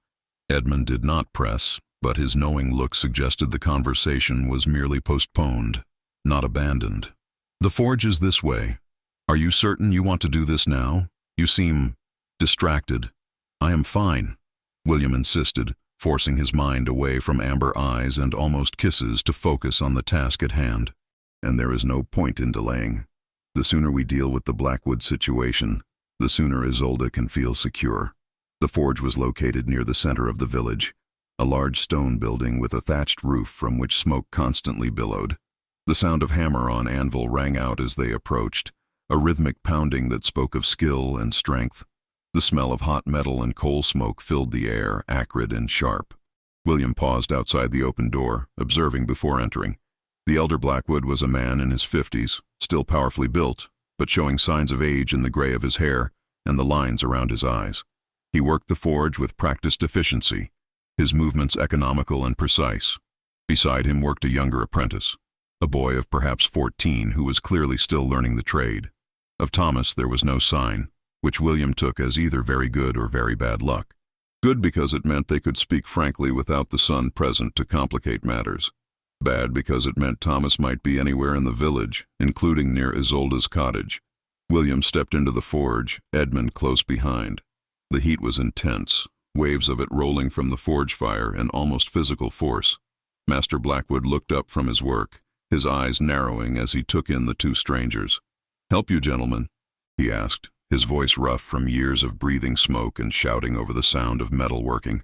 "I hope so," William said, pitching his voice to carry authority without aggression.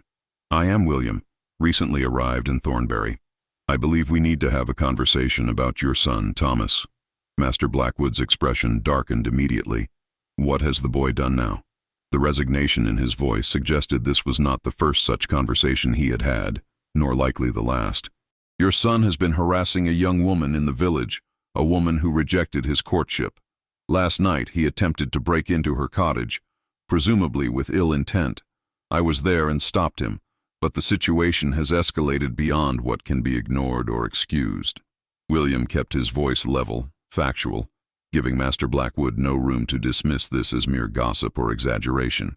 The blacksmith set down his hammer with a heavy sigh, gesturing for his apprentice to leave them. The boy scurried away gratefully, clearly uncomfortable with the tension that had suddenly filled the forge. Once they were alone, Master Blackwood wiped his hands on his leather apron and fixed William with a hard stare. "Isolde Ashford, I presume?" "Yes, I have heard about their courtship, if you can call it that.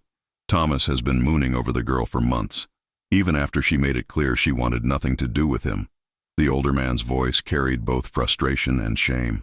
"I have tried to talk sense into the boy, tried to make him understand that you cannot force affection, but he will not listen. He inherited his mother's stubbornness, God rest her soul. This goes beyond stubbornness," William said firmly. "Your son has a history of violence toward women who reject him. 3 years ago, Sarah, the miller's daughter. 2 years ago, another girl who disappeared rather than face his continued attention. And now Isolde. How many women must suffer before you acknowledge that Thomas is not merely stubborn, but dangerous?" Master Blackwood flinched at this recitation, his weathered face aging another 10 years before William's eyes. "I know," he said quietly. "God help me. I know. But he is my son, my only child. What would you have me do? Cast him out? Turn my back on my own blood? I would have you control him," William said, his voice hardening. "I would have you make it clear that his behavior will not be tolerated, that there will be real consequences if he continues down this path. And I would have you understand that if you do not take action, I will. Thomas has accumulated substantial debts, 30 gold crowns worth. I have purchased all of them. With one word from me, your son will be thrown into debtor's prison and will spend the next decade working off what he owes." Master Blackwood's eyes widened in shock. 30 crowns? How in God's name did he? He stopped himself, shaking his head. "The gambling, the drinking. I knew he had debts, but I had no idea they were so extensive. And you bought them? Who are you to have that kind of money, to take such an interest in village affairs?" "Who I am does not matter," William said. "What matters is that I have the power to destroy your son's life if he continues to threaten Isolde Ashford. But I am willing to be reasonable, Master Blackwood. I do not want to see Thomas in prison if it can be avoided. What I want is for him to leave Isolde alone permanently, to understand that his obsession ends now. Can you help me achieve that? Can you be the father your son needs rather than the enabler he has had until now?" The forge fell silent except for the crackling of the fire. Master Blackwood stared at William for a long moment, and William could see the internal struggle playing out on the older man's face, pride warring with shame, paternal loyalty conflicting with moral responsibility. Finally, the blacksmith spoke, his voice heavy with defeat and determination in equal measure. "What do you want me to do?" William studied Master Blackwood carefully, measuring the sincerity in the older man's eyes. What he saw there gave him hope, genuine remorse mixed with determination. A father finally ready to acknowledge his son's faults and take action to correct them. It was more than William had dared expect. "First, I need you to understand the full gravity of the situation," William said, his tone firm but not unkind. "Last night, your son attempted to break into the Ashford cottage through a window. He was drunk, aggressive, and clearly intended harm. If I had not been there, if Isolde and her sister had been alone as they usually are, the outcome would have been catastrophic. This was not a moment of poor judgment or youthful foolishness, Master Blackwood. This was attempted assault, possibly worse." The blacksmith's face had gone pale, his hands clenching into fists at his sides. "God forgive me," he whispered. "I knew he was drinking too much, knew he was obsessed with the girl, but I never thought he would go that far. I told myself he just needed time to get over the rejection, that he would eventually move on. I was a fool." "You were a father who wanted to believe the best of his son," William said, his voice gentler now. "That is not unforgivable. But continuing to enable him after knowing the truth, that would be unforgivable. So I ask you again, what are you prepared to do?" Master Blackwood was quiet for a long moment, the only sound the crackling of the forge fire and the distant sounds of the village going about its daily business. When he finally spoke, his voice was resolute, carrying the weight of a difficult decision made. "I will give him a choice," the blacksmith said. "He can leave Thornbury, go to my brother's forge in the north, make a fresh start where his reputation does not precede him. Or he can stay here and face the consequences of his actions. But if he stays, he will make a public apology to Miss Ashford, will swear before witnesses never to approach or speak to her again, and will work under my direct supervision every day until I am satisfied he has learned to control himself. And if he violates any of these conditions, I will personally deliver him to the authorities and let justice take its course." "That is a good start," William acknowledged. "But there is more. I want a formal agreement, written and witnessed, stating these terms clearly. I want it signed by both you and Thomas so there can be no misunderstanding later. And I want your word, as a man of honor, that you will enforce these terms regardless of any pleas or excuses your son might offer." "You have it," Master Blackwood said without hesitation. "I should have done this years ago, after what happened with Sarah. If I had, perhaps Thomas would not have become what he is now. That is my failing, my sin, and I will not compound it by continuing to protect him from the consequences of his choices." Edmund, who had been standing silently beside William throughout this conversation, spoke for the first time. "Master Blackwood, you should know that we have men watching Miss Ashford's cottage at all times. If Thomas approaches her again, he will be stopped, and the full weight of his debts will be called in immediately. There will be no warnings, no second chances. Do you understand?" "I understand," the blacksmith said, "and I thank you for protecting the girl when I failed to control my own son. It shames me that strangers had to do what I should have done myself." "Then let us move forward," William said. "Where is Thomas now?" "Sleeping off last night's drink, I imagine," Master Blackwood said with disgust. "He did not come to work this morning, which is becoming a habit. I will fetch him, bring him here, and we will have this conversation together. But I warn you, he will not accept these terms easily. My son has never been good at admitting he is wrong. Then we will make him understand that he has no choice," William said coldly. "I am not interested in what he wants or accepts, Master Blackwood. I am interested only in ensuring Isolde Ashford's safety. If Thomas cannot or will not guarantee that safety, then he will go to prison. It is that simple." The blacksmith nodded grimly. "Give me an hour to fetch him and make sure he is sober enough to understand what is being said. Then return here, and we will settle this matter once and for all." William and Edmund left the forge, stepping back out into the cool autumn morning. The sun had fully risen now, burning away the morning mist and revealing Thornbury in all its humble reality. Muddy streets, simple buildings, people going about their daily struggles for survival. It was a world William had been born into a position of power over, but had never truly understood until now. "That went better than expected," Edmund observed as they walked. "Master Blackwood seems genuinely committed to controlling his son." "Yes, but the real test will come when we confront Thomas himself," William replied. "The father may be reasonable, but the son is another matter entirely. We need to be prepared for him to reject these terms, to become violent or desperate." "I will have additional men present," Edmund said, "discreetly positioned, but ready to intervene if Thomas loses control. And Your Majesty, perhaps you should consider letting me handle the direct confrontation.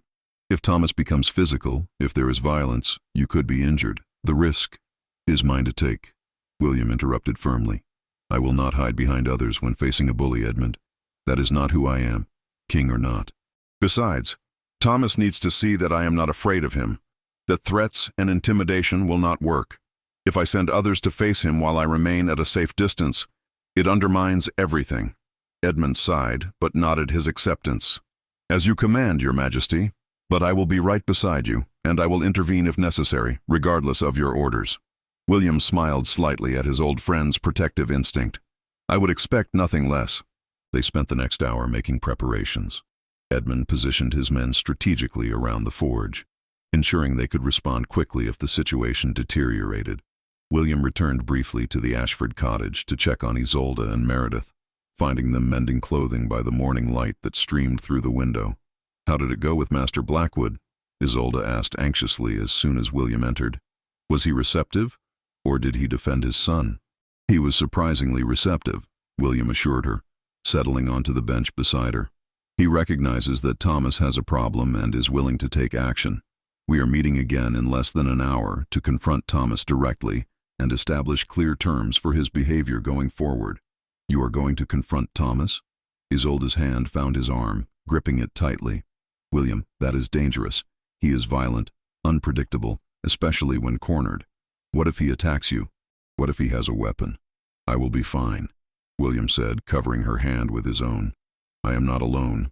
Edmund and others will be present, and I am more capable of defending myself than you might think, Isolde. I have had extensive training in combat. Thomas may be strong, but strength without skill is easily overcome." "You speak as though you are a warrior," Meredith observed, looking up from her mending. "That is not typical for a merchant or tradesman. What exactly is your background, William?" It was becoming increasingly difficult to maintain his deception, especially with these two intelligent women asking pointed questions. William chose his words carefully. "I have had diverse experiences in my life. Some of those experiences involved learning to fight, to defend myself and others. That is all I can say for now, and I ask you to trust that I know what I am doing." Isolde studied his face for a long moment, then nodded slowly. "I do trust you. I do not understand you, and I suspect you are hiding a great deal about who you really are, but I trust that you want to help us. That has to be enough for now." "It does," William agreed quietly, "and soon, I promise, I will be able to explain more. But for now, I need to focus on ensuring Thomas is no longer a threat to you. Can you be patient with me a little longer?" "We have little choice but to be patient," Isolde said with a small smile. "But William, please be careful. I could not bear it if you were hurt because of me. You have already done so much, risked so much. If something happened to you—" Her voice caught, and she looked away, unable or unwilling to complete the thought. William used his free hand to gently turn her face back toward him, his thumb brushing along her cheekbone in a gesture of tenderness that made his heart ache. "Nothing will happen to me. I promise you that, Isolde. I will return here safely, and we will finally be able to move forward without the shadow of Thomas Blackwood hanging over us." Their eyes met and held, and William felt that pull again, that magnetic force that drew him toward her despite all the logical reasons he should maintain distance. He wanted to kiss her properly, wanted to taste her lips and feel her melt against him, wanted to express physically what words seemed inadequate to convey. But this was neither the time nor the place, and Meredith's presence served as an effective reminder of propriety. "I should go," William said reluctantly, releasing Isolde's hand and standing. "The sooner this is finished, the sooner we can all breathe easier. Bar the door behind me and do not open it for anyone except me. Edmund's men are watching the cottage, but I want you to be cautious nonetheless." "We will," Isolde promised, standing as well and walking him to the door. "And William, thank you for everything. No matter what happens today, I want you to know that you have changed my life. You have shown me that kindness exists, that not all men are like Thomas, that I deserve to be treated with respect and care. That is a gift I will treasure for the rest of my days." William felt something twist in his chest at her words, at the profound sadness underlying them, the implication that she believed their time together was finite, that he would eventually leave and she would return to her difficult life. The thought was unbearable, and he found himself making a decision he had been circling around for days. "Isolde," he said quietly, taking both her hands in his, "what if you did not have to stay here? What if there were other possibilities, other futures available to you and Meredith? Would you be willing to consider them?" Her amber eyes widened in surprise and confusion. "What do you mean? What other possibilities? We are peasant women with no skills beyond washing and mending, no connections, no prospects. What futures could possibly exist for us beyond what we have now?" "More than you realize," William said cryptically. "But we will discuss this later, after the situation with Thomas is resolved. Just know that I am thinking about your long-term welfare, not merely your immediate safety. And I have ideas that might change your circumstances significantly. You speak in riddles, Isolde said, though there was hope flickering in her expression now, tentative and fragile but present. But I will hold you to your promise to explain more later. Now go, before Master Blackwood thinks you have changed your mind. William nodded, then did something impulsive and entirely improper. He leaned forward and pressed a soft, lingering kiss to her lips. It was brief, chaste by any objective measure, but it sent electricity racing through both of them. When he pulled back, Isolde's hand had come up to touch her lips in wonder, her eyes wide and her cheeks flushed. That was incredibly inappropriate, she whispered, though she was smiling. Probably, William agreed, grinning unrepentantly. But I have been wanting to do that since the moment I saw you in the market square, and life is too short to always do what is appropriate. He left before she could respond, striding away from the cottage with his heart soaring despite the confrontation that awaited him. He had kissed Isolde Ashford, had felt her respond to him, had seen in her eyes that she felt the same pull he did. Whatever else happened today, however the confrontation with Thomas played out, that moment of connection sustained him. Edmund was waiting near the forge, his expression carefully neutral, though his eyes held amusement. You look remarkably pleased with yourself, Your Majesty. Dare I ask why? You may not, William replied, though his smile persisted. Is everything ready? As ready as it can be. Master Blackwood has retrieved his son, and they are inside the forge waiting for us. I should warn you, Thomas is in a foul mood, hungover and angry about being dragged from his bed. This will not be a pleasant conversation. I did not expect it to be, William said, his expression sobering as he prepared himself mentally for what was to come. But it is a necessary one. Let us finish this.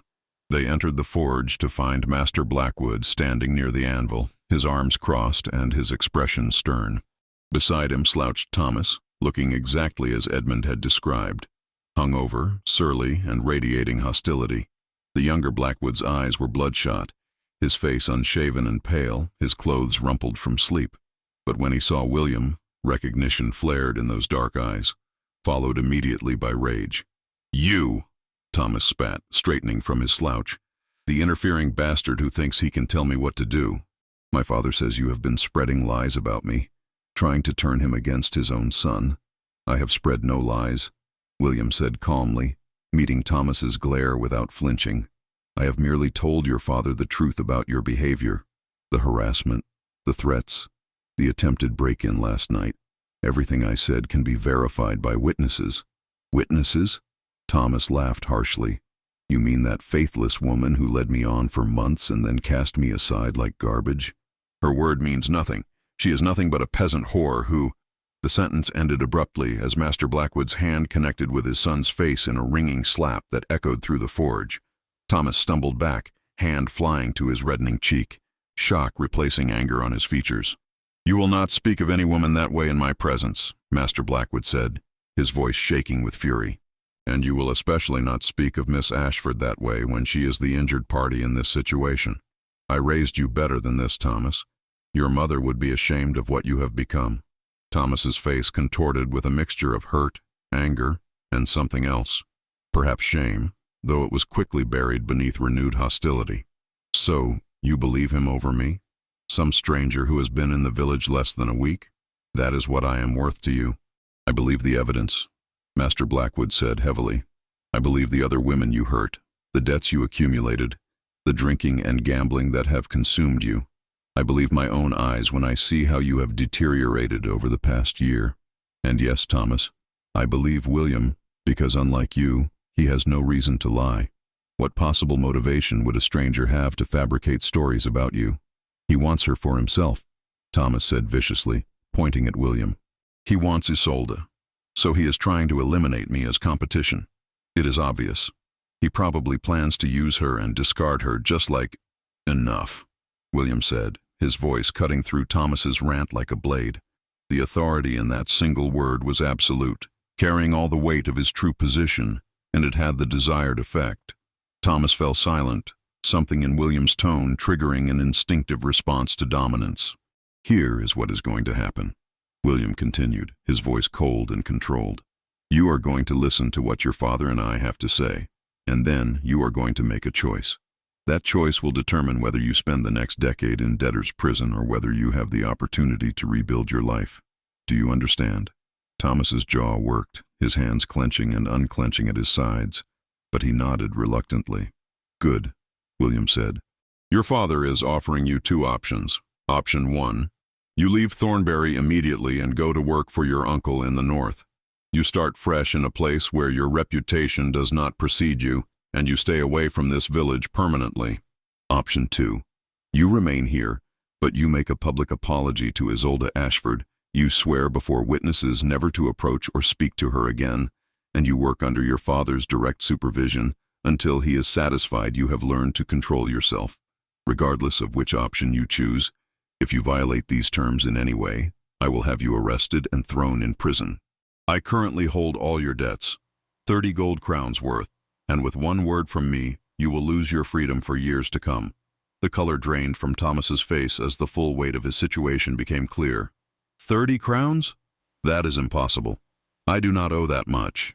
You do, Master Blackwood said heavily. I have seen the records William provided. Gambling debts, tavern tabs, loans from multiple merchants. You have been hiding the full extent of your financial problems from me, Thomas. If I had known how bad things were, I would have intervened long ago. And now someone else owns your future, William continued relentlessly.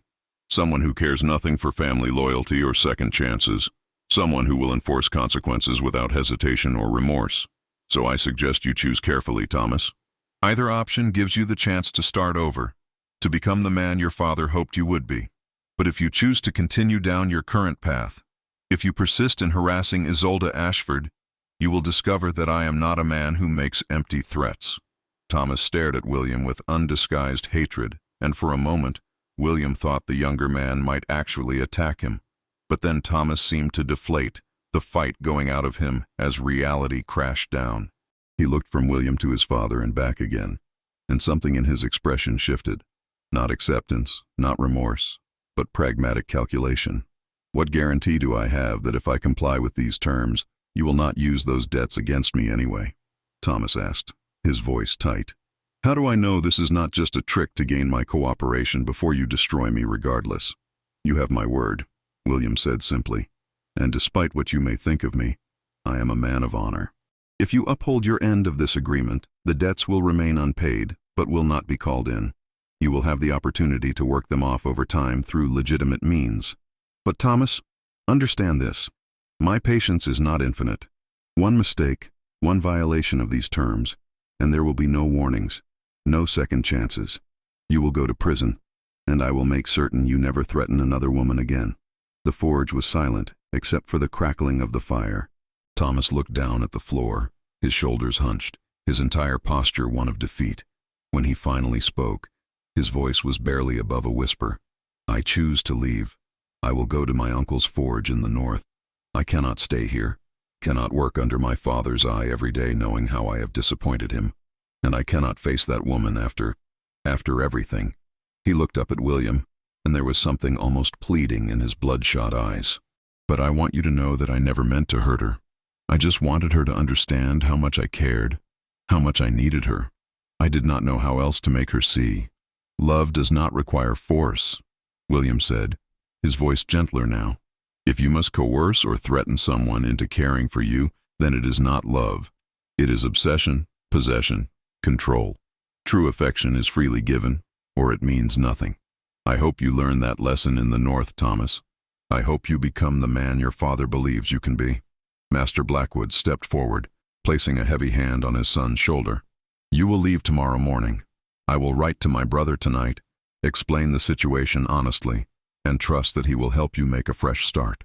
But Thomas, if I hear that you have repeated this behavior there, if you harm another woman, or refuse to respect rejection, then I will wash my hands of you completely. I will have no son. Do you understand?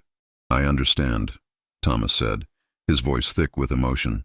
I am sorry, Father, for everything, for being such a disappointment, for wasting the opportunities you gave me, for shaming you before the village.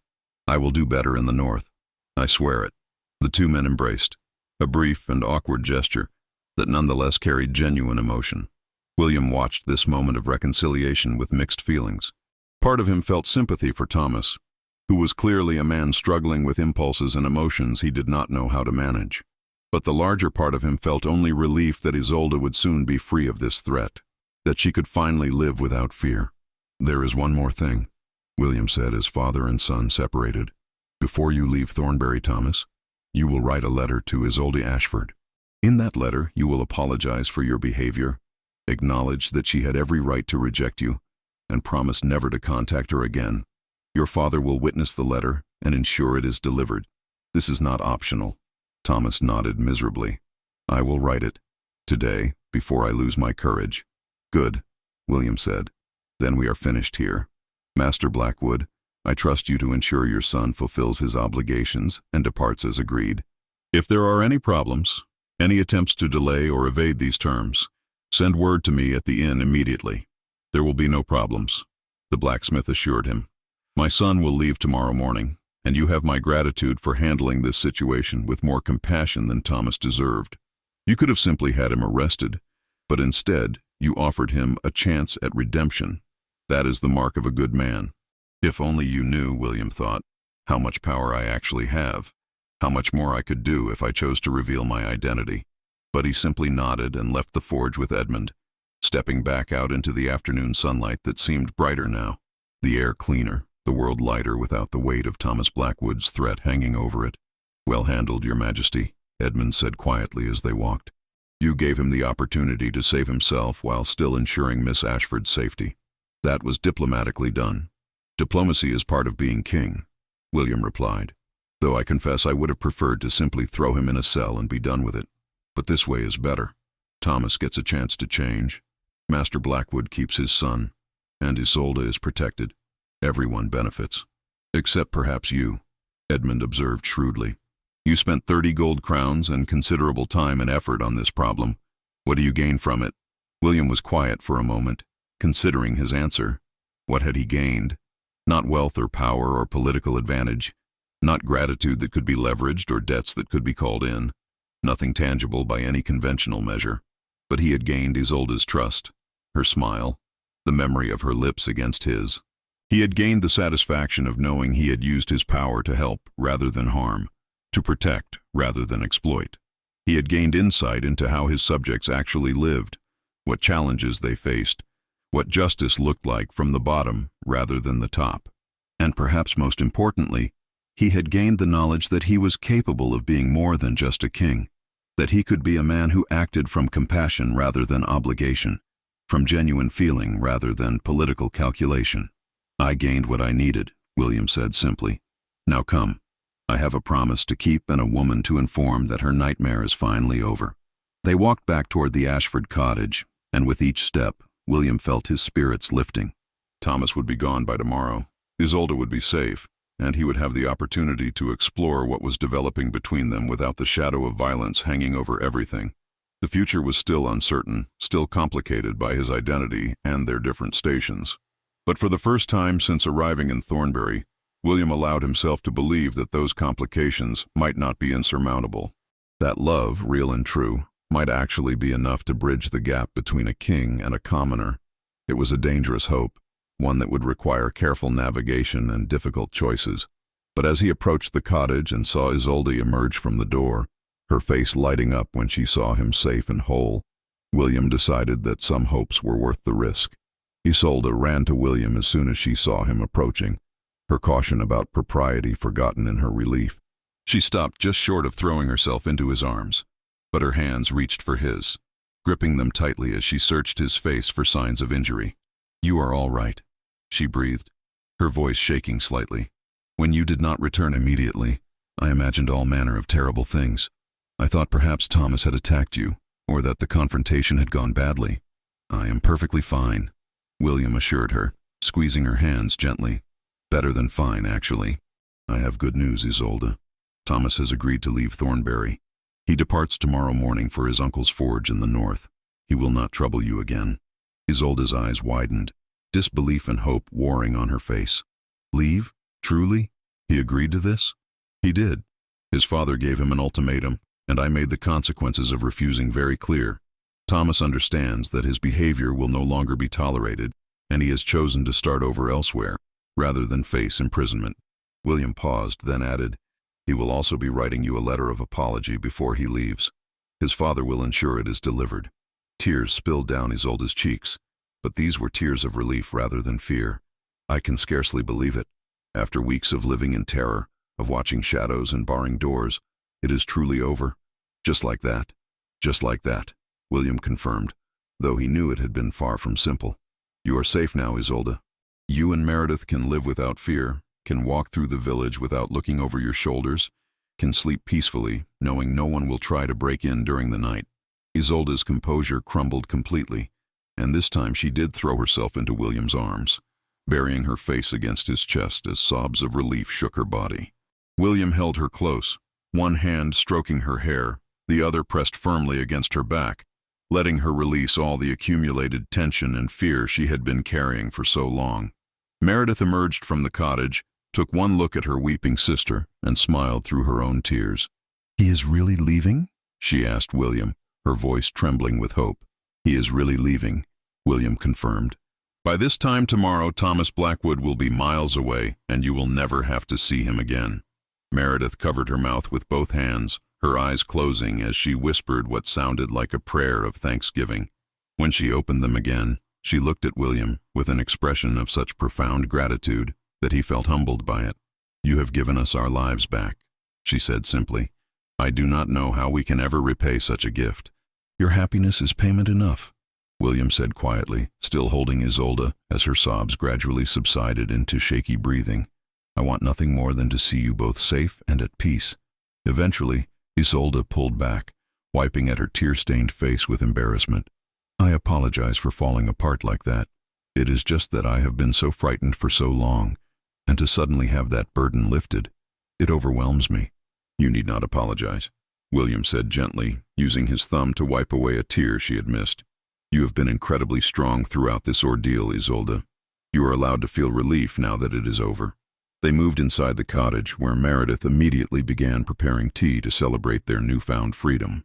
As she worked, she chattered happily about all the things they could now do without fear. Attend the village market without worry, visit neighbors who had distanced themselves during the trouble with Thomas, perhaps even travel to the next village for the harvest festival. William watched the sisters with a mixture of joy and melancholy.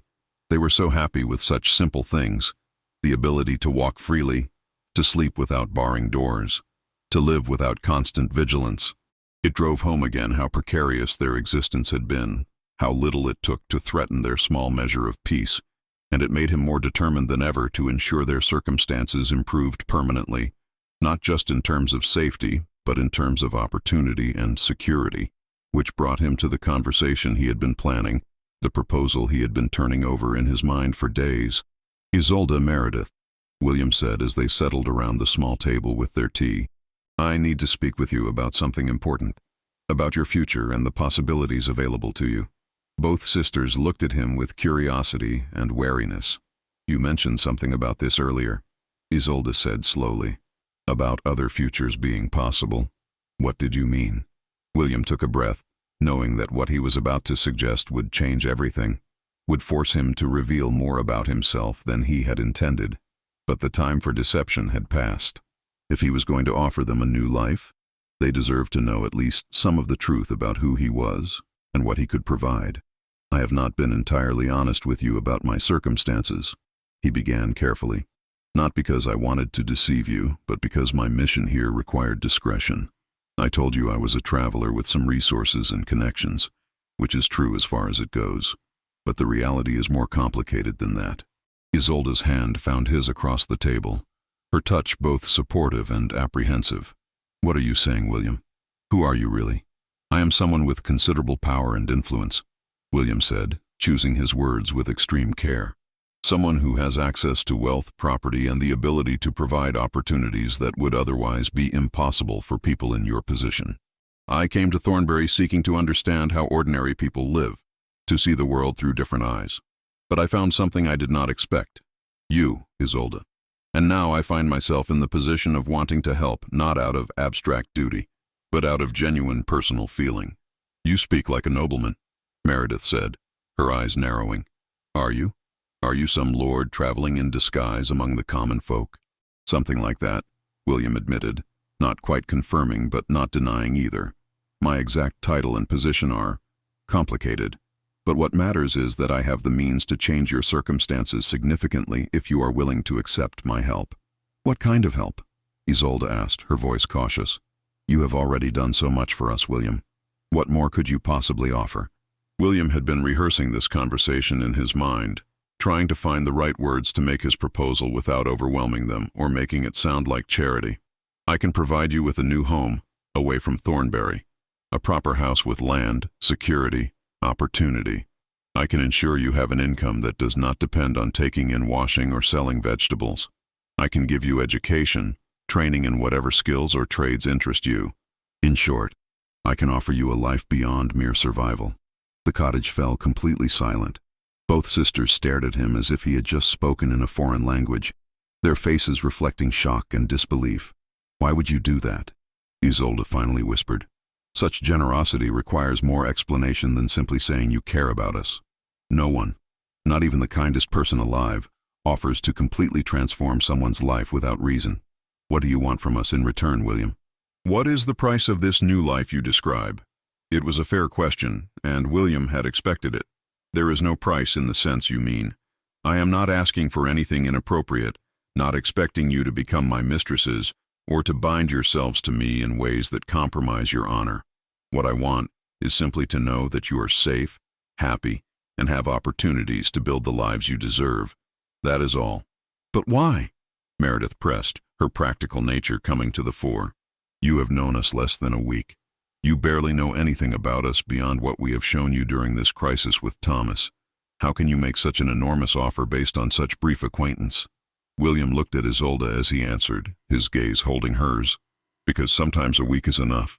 Because in the short time I have known you both, I have seen more genuine courage, kindness, and strength of character than I have encountered in years among people who claim nobility and refinement. Because you deserve better than the hand life dealt you, and I have the power to change that. And because, he paused, his voice softening, I have come to care deeply for Isolde, and I cannot simply walk away knowing she will return to a life of hardship when I could prevent it. Isolde's eyes filled with tears again, but she blinked them back determinedly. You said you care for me. Are you saying you love me, William? Because if so, I need to hear those words clearly, not hidden behind careful phrasing and diplomatic language. William felt his heart hammering in his chest. This was the moment of truth, the point where he either committed fully to what he felt, or retreated behind the safety of emotional distance. Every instinct of self-preservation, every lesson about duty and appropriate royal behavior, screamed at him to pull back, to maintain the barriers that protected his heart and his throne. But when he looked at Isolde, at her amber eyes so full of hope and fear, at the strength in her face despite her tears, at the vulnerability she was showing him, all those instincts fell silent. There was only truth, pure and undeniable. Yes, he said quietly, but with absolute certainty. I love you, Isolde Ashford. I know it has only been a few days. Know that by any logical measure this is madness. But I have never been more certain of anything in my life. I love your courage, your compassion, your refusal to surrender your dignity despite the hardships you face. I love how you protect your sister, how you treat even strangers with kindness, how you speak truth even when it would be easier to remain silent. I love everything about you, and I cannot imagine returning to my life and leaving you behind to struggle alone. Isolde's hand trembled in his, tears flowing freely now. I love you too, she whispered, the words tumbling out as if she had been holding them back for days and could not contain them any longer. I tried not to, tried to protect myself from caring too much because I knew you would leave, but I could not help it, William. You are unlike any man I have ever known. Kind without weakness, strong without cruelty, powerful without arrogance. When I am with you, I feel valued, respected, cherished. I feel like someone worth loving. How could I not fall in love with you? They stared at each other across the small wooden table, the world narrowing until there was nothing but the two of them, and this moment of profound honesty. Meredith, sensing the intimacy of what was happening, quietly rose and slipped outside, giving them privacy. William moved around the table and knelt beside Isolde's chair, taking both her hands in his. Then let me give you the life you deserve, Isolde. Let me provide for you and Meredith. Let me ensure your security and happiness. I know it seems impossible. Know that the differences in our stations create complications we have not yet fully addressed. But love is worth fighting for, worth overcoming obstacles for. Will you trust me enough to take this leap with me? What exactly are you proposing? Isolde asked, her voice shaking. Are you asking us to become your dependents? To accept your charity and live as objects of your benevolence? Because, William, I love you, but I cannot live that way. I need to maintain some dignity, some independence. That is not what I am proposing at all, William assured her. I want to give you a fresh start, yes, but with opportunities to build your own lives. The house and land I mentioned would be yours, not merely on loan, but actually yours to own. Any income I arrange would come from legitimate work, not handouts. And as for our relationship, he paused, knowing what he was about to say would change everything, would require him to finally reveal the truth about who he was. Yes? Isolde prompted, her eyes searching his face. What about our relationship? William took a deep breath, then spoke words he had never imagined saying to anyone. I want you by my side, Isolde. Not as a mistress hidden away in some country estate, but as my partner, my companion, my wife. I want to marry you. Isolde's sharp intake of breath was audible in the small cottage. Marry me? She repeated, as if unsure she had heard correctly. William, that is impossible. You have said yourself that you are someone of considerable power and influence, someone with a title and position. Men like you do not marry peasant women. The social gap is too great. The political complications too severe. It simply cannot be done. It can be done if I say it can be done, William said with quiet authority. Because, Isolde, I am not merely a nobleman or lord. I am William Aldrich Thornwood, King of England. And if the king wants to marry the woman he loves, then by God, he will find a way to make it happen. The silence that followed this revelation was absolute. Isolde stared at him with her mouth slightly open, shock rendering her temporarily speechless. Outside, William could hear Meredith gasp. Apparently she had not gone far and had heard his declaration. King, Isolde finally managed to say, her voice barely above a whisper. You are the king of England, the actual king. I am, William confirmed. I came to Thornbury in disguise to see how my subjects truly live, to understand the challenges they face without the filters of courtiers and advisors. I never intended to become personally involved in anyone's life, never expected to fall in love. But I did, Isolde. I fell in love with you, and now everything has changed. Isolde pulled her hands from his and stood up abruptly, pacing away from him, her movements agitated. This changes everything. Everything you have said, everything you have done. I thought you were a merchant or perhaps a minor noble. But the king? William, do you understand what you are saying? You cannot marry me. Kings marry princesses, noblewomen, women of status and breeding who can provide political alliances and legitimacy. They do not marry washerwomen from forgotten villages. Why not? William challenged, standing as well. Who decides these rules, Isolde? Who says a king cannot choose his own wife based on love rather than political convenience? I am tired of being told what I can and cannot do, tired of sacrificing my personal happiness for traditions that serve no real purpose. You are good, kind, intelligent, and strong, qualities far more valuable than noble blood or political connections. Why should you not be my queen? Because the realm would never accept it, Isolde cried, her voice rising with distress. Your nobles would rebel, your advisors would resign. Foreign kingdoms would see it as an insult. You would destabilize your entire kingdom for the sake of one woman. How is that responsible? How is that the action of a good king? A good king puts the well-being of his people first, William countered. And you are one of my people, Isolde. Why should your happiness matter less than that of some noble lady I barely know? Why should love be valued less than political convenience? Because that is the world we live in, Isolde said desperately. I understand that you believe love can overcome everything. But William, I have lived in the real world all my life. I know how society works, know the rigid structures that govern who can marry whom. If you try to make me your queen, you will face opposition at every turn. And eventually, you will come to resent me for the problems I cause, for the complications I bring to your reign. Our love, however strong it feels now, will not survive that kind of pressure. William crossed to her, grasping her shoulders gently but firmly. You are wrong. Our love is stronger than you think, Isolde. Yes, there will be challenges, opposition, people who disapprove. But I am the king. I have faced down invading armies, navigated treacherous political waters, made decisions that affected millions. Surely I can handle some disgruntled nobles and disapproving advisors. But at what cost? Isolde asked, tears streaming down her face now. What will it cost you, William? Your relationship with your council, the stability of your realm, your legacy as king? I cannot let you sacrifice all of that for me. I love you too much to allow you to destroy yourself. The door opened and Meredith stepped back inside, her face pale but determined. Sister, perhaps you should listen to what he is offering instead of immediately rejecting it.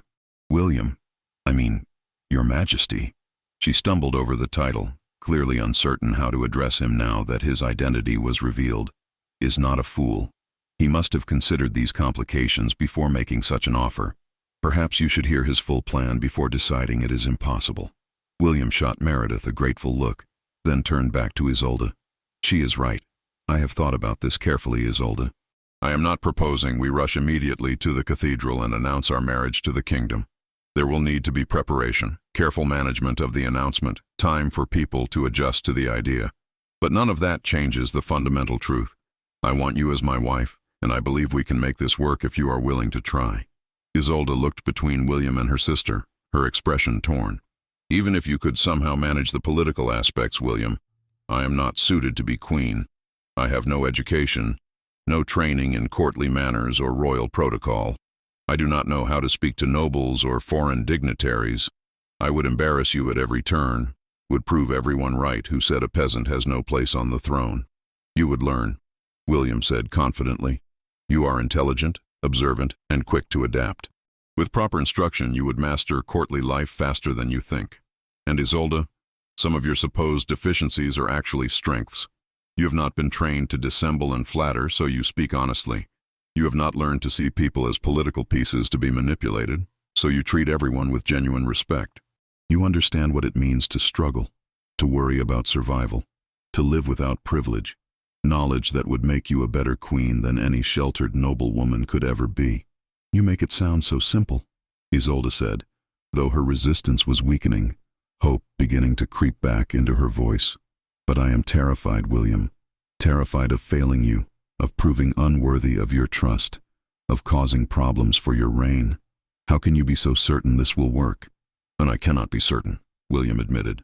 Love does not come with guarantees, Isolde, but I can promise that I will stand beside you every step of the way, will defend you against anyone who tries to diminish or dismiss you, will never allow you to face challenges alone, and I can promise that my love for you is real and enduring, not some passing fancy that will fade when difficulties arise. Is that enough? Can you trust me that much? Isolde stood frozen for a long moment, internal struggle evident on her face. Then slowly she nodded. Yes. God help me. Yes.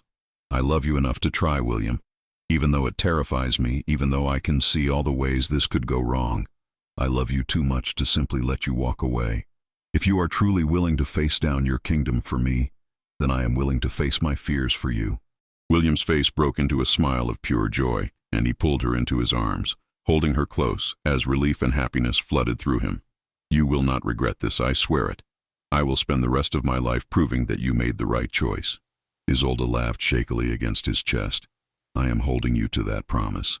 And William, if I am to be your queen, then you need to teach me everything. How to behave at court, how to speak to nobles, even how to dress appropriately. I will not shame you through ignorance. You could never shame me, William said firmly, pulling back to look at her face. But yes, there will be training, instruction in courtly protocols and expectations. We will have time for that, though. The first step is getting you and Meredith safely away from Thornbury into a place where you can be protected and prepared for your new life. When? Meredith asked practically. When do we leave? And where do we go? William's mind was already working through logistics. We will need a few more days to make proper arrangements. I will need to send word to the capital, have a suitable residence prepared, arrange for tutors and instructors. But within the week, we can depart. I am thinking of one of my smaller estates, one that is comfortable but private enough to allow you both to adjust without being immediately thrust into court life. And what do we tell people here in Thornbury? Isolde asked. What explanation do we give for our sudden departure? The truth, more or less, William said, that you have been offered a position in a noble household, that I was impressed by your character and recommended you for employment. It is not uncommon for nobles to take promising commoners into service, especially young women who show potential. No one will question it too deeply. They will gossip endlessly, though, Meredith observed with a slight smile. By tomorrow, the entire village will be talking about how the mysterious stranger swept the Ashford sisters away to some unknown fate. Let them talk, Isolde said, a note of defiance creeping into her voice. For years they have gossiped about us, judged us, made our lives difficult with their whispers and speculations. At least this time they will be talking about something good, about how our circumstances changed for the better rather than worse. William grinned at the spirit in her words, seeing again the strength that had first drawn him to her. That is my future queen speaking. Hold on to that defiance, Isolde. You will need it when facing down disapproving nobles and skeptical courtiers. The three of them spent the rest of the afternoon making plans, discussing logistics, and helping Isolde and Meredith understand the enormous changes coming to their lives. William was patient and thorough, answering every question, addressing every concern, making certain they understood both the opportunities and challenges ahead. As evening approached and William prepared to return to the inn, Isolde walked him to the door once more. This time there was no hesitation, no uncertainty between them. She rose on her toes and kissed him softly, a promise of the future they would build together. I love you, she whispered against his lips. My king. I love you, William replied. My queen. As he walked back through the darkening village, William felt lighter than he had in years. Yes, there would be challenges ahead. Yes, his advisors would be apoplectic when they learned what he had done. Yes, there would be political complications and social upheaval. But for the first time in his life, William had chosen love over duty, personal happiness over political convenience. And somehow he knew it was the right choice, not just for himself, but for Isolde, and perhaps even for his kingdom. A king who understood love, who had experienced genuine connection with someone outside his privileged circle, might actually be a better ruler than one who had never known anything but power and isolation. The future was uncertain, but it was bright with possibility. And tomorrow, that future would begin. The week that followed passed in a blur of preparation and anticipation. William worked tirelessly to arrange every detail of Isolde and Meredith's departure from Thornbury, ensuring their transition would be as smooth as possible. Edmund proved invaluable, sending encrypted messages to the capital, arranging for a suitable estate to be prepared, and coordinating the logistics of moving two peasant women into the world of nobility without causing immediate scandal. On the morning Thomas Blackwood left for the north, William stood with Isolde at the edge of the village, watching the young man depart on horseback with his meager belongings tied behind him. Master Blackwood had delivered Thomas's letter of apology the previous evening, a brief but sincere acknowledgment of his wrongdoing, and a promise never to trouble Isolde again. The blacksmith himself had come to the cottage as well, offering his own apologies for enabling his son's behavior, and thanking William profusely for handling the situation with mercy rather than pure justice. It truly is over, Isolde said softly as Thomas disappeared around a bend in the road. I can scarcely believe it. A week ago, I was terrified every moment, and now he is gone, and I am standing here planning a future I never dared to dream about. Believe it, William said, his arm coming around her shoulders in a gesture that had become natural between them. Your old life is ending, and a new one is beginning. Are you ready? No, Isolde admitted with a nervous laugh. I'm absolutely terrified, but I'm also excited in a way I have never been before. Is it possible to be both frightened and eager at the same time? Not only possible, but appropriate, William assured her. Change is always frightening, even when it is change for the better. But Isolde, I will be with you every step of the way. You will never face these challenges alone. They returned to the cottage, where Meredith was sorting through their few possessions, trying to decide what to bring and what to leave behind. It was a bittersweet task. These items represented their entire lives, Yet they were preparing to move into a world where such humble belongings would seem painfully inadequate. "Leave it all," William suggested gently when he saw Meredith struggling. "Everything you need will be provided at the estate. New clothes, new furnishings, everything appropriate to your new station. These things," he gestured to the worn dresses and patched linens, "belong to your old life. Let them remain here as a reminder of where you came from, but do not carry them forward into where you are going." "It feels wrong to simply abandon everything," Meredith said uncertainly. "These belongings may be humble, but they were ours. They represent years of work and care." "Then think of it as leaving them for someone else who needs them," Isolde suggested. "We can give them to the poorest families in the village, people who have even less than we did. That way, our old things continue to serve a purpose, and we can leave knowing we helped others." It was decided. Over the next 2 days, they quietly distributed their possessions to neighbors who had been kind during their troubles. The widow with 6 children who could use their cooking pots, the elderly couple who could benefit from their winter blankets, the young family who had just lost everything in a fire and desperately needed anything they could get. Word spread quickly that the Ashford sisters were leaving, and the village's reaction was mixed. Some expressed genuine happiness for their good fortune, others muttered about them getting above their station, and still others simply shrugged with the indifference of people too consumed by their own struggles to care much about anyone else's fate. On their final night in Thornbury, Isolde and Meredith stood in their empty cottage, looking around at the space that had been their home for their entire lives.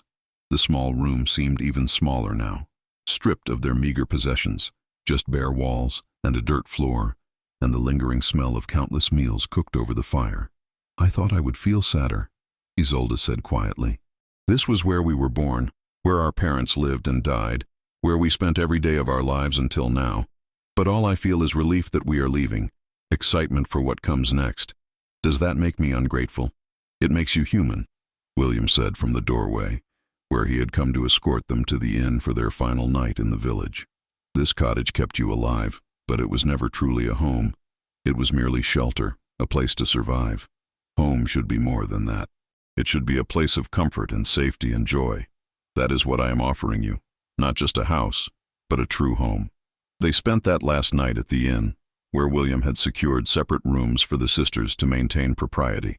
In the morning, they would depart for London in a comfortable carriage that had arrived the previous day, ostensibly sent by a noble household to collect their new employees. The cover story was holding. Most villagers accepted that the Ashford sisters had been fortunate enough to secure positions in service, though there was speculation about exactly what kind of positions they would be filling. William knew some of that speculation was ugly, but he chose to ignore it. Soon enough, the truth would come out, and those who had whispered cruel things about Isolde would be forced to swallow their words when she was revealed as their queen.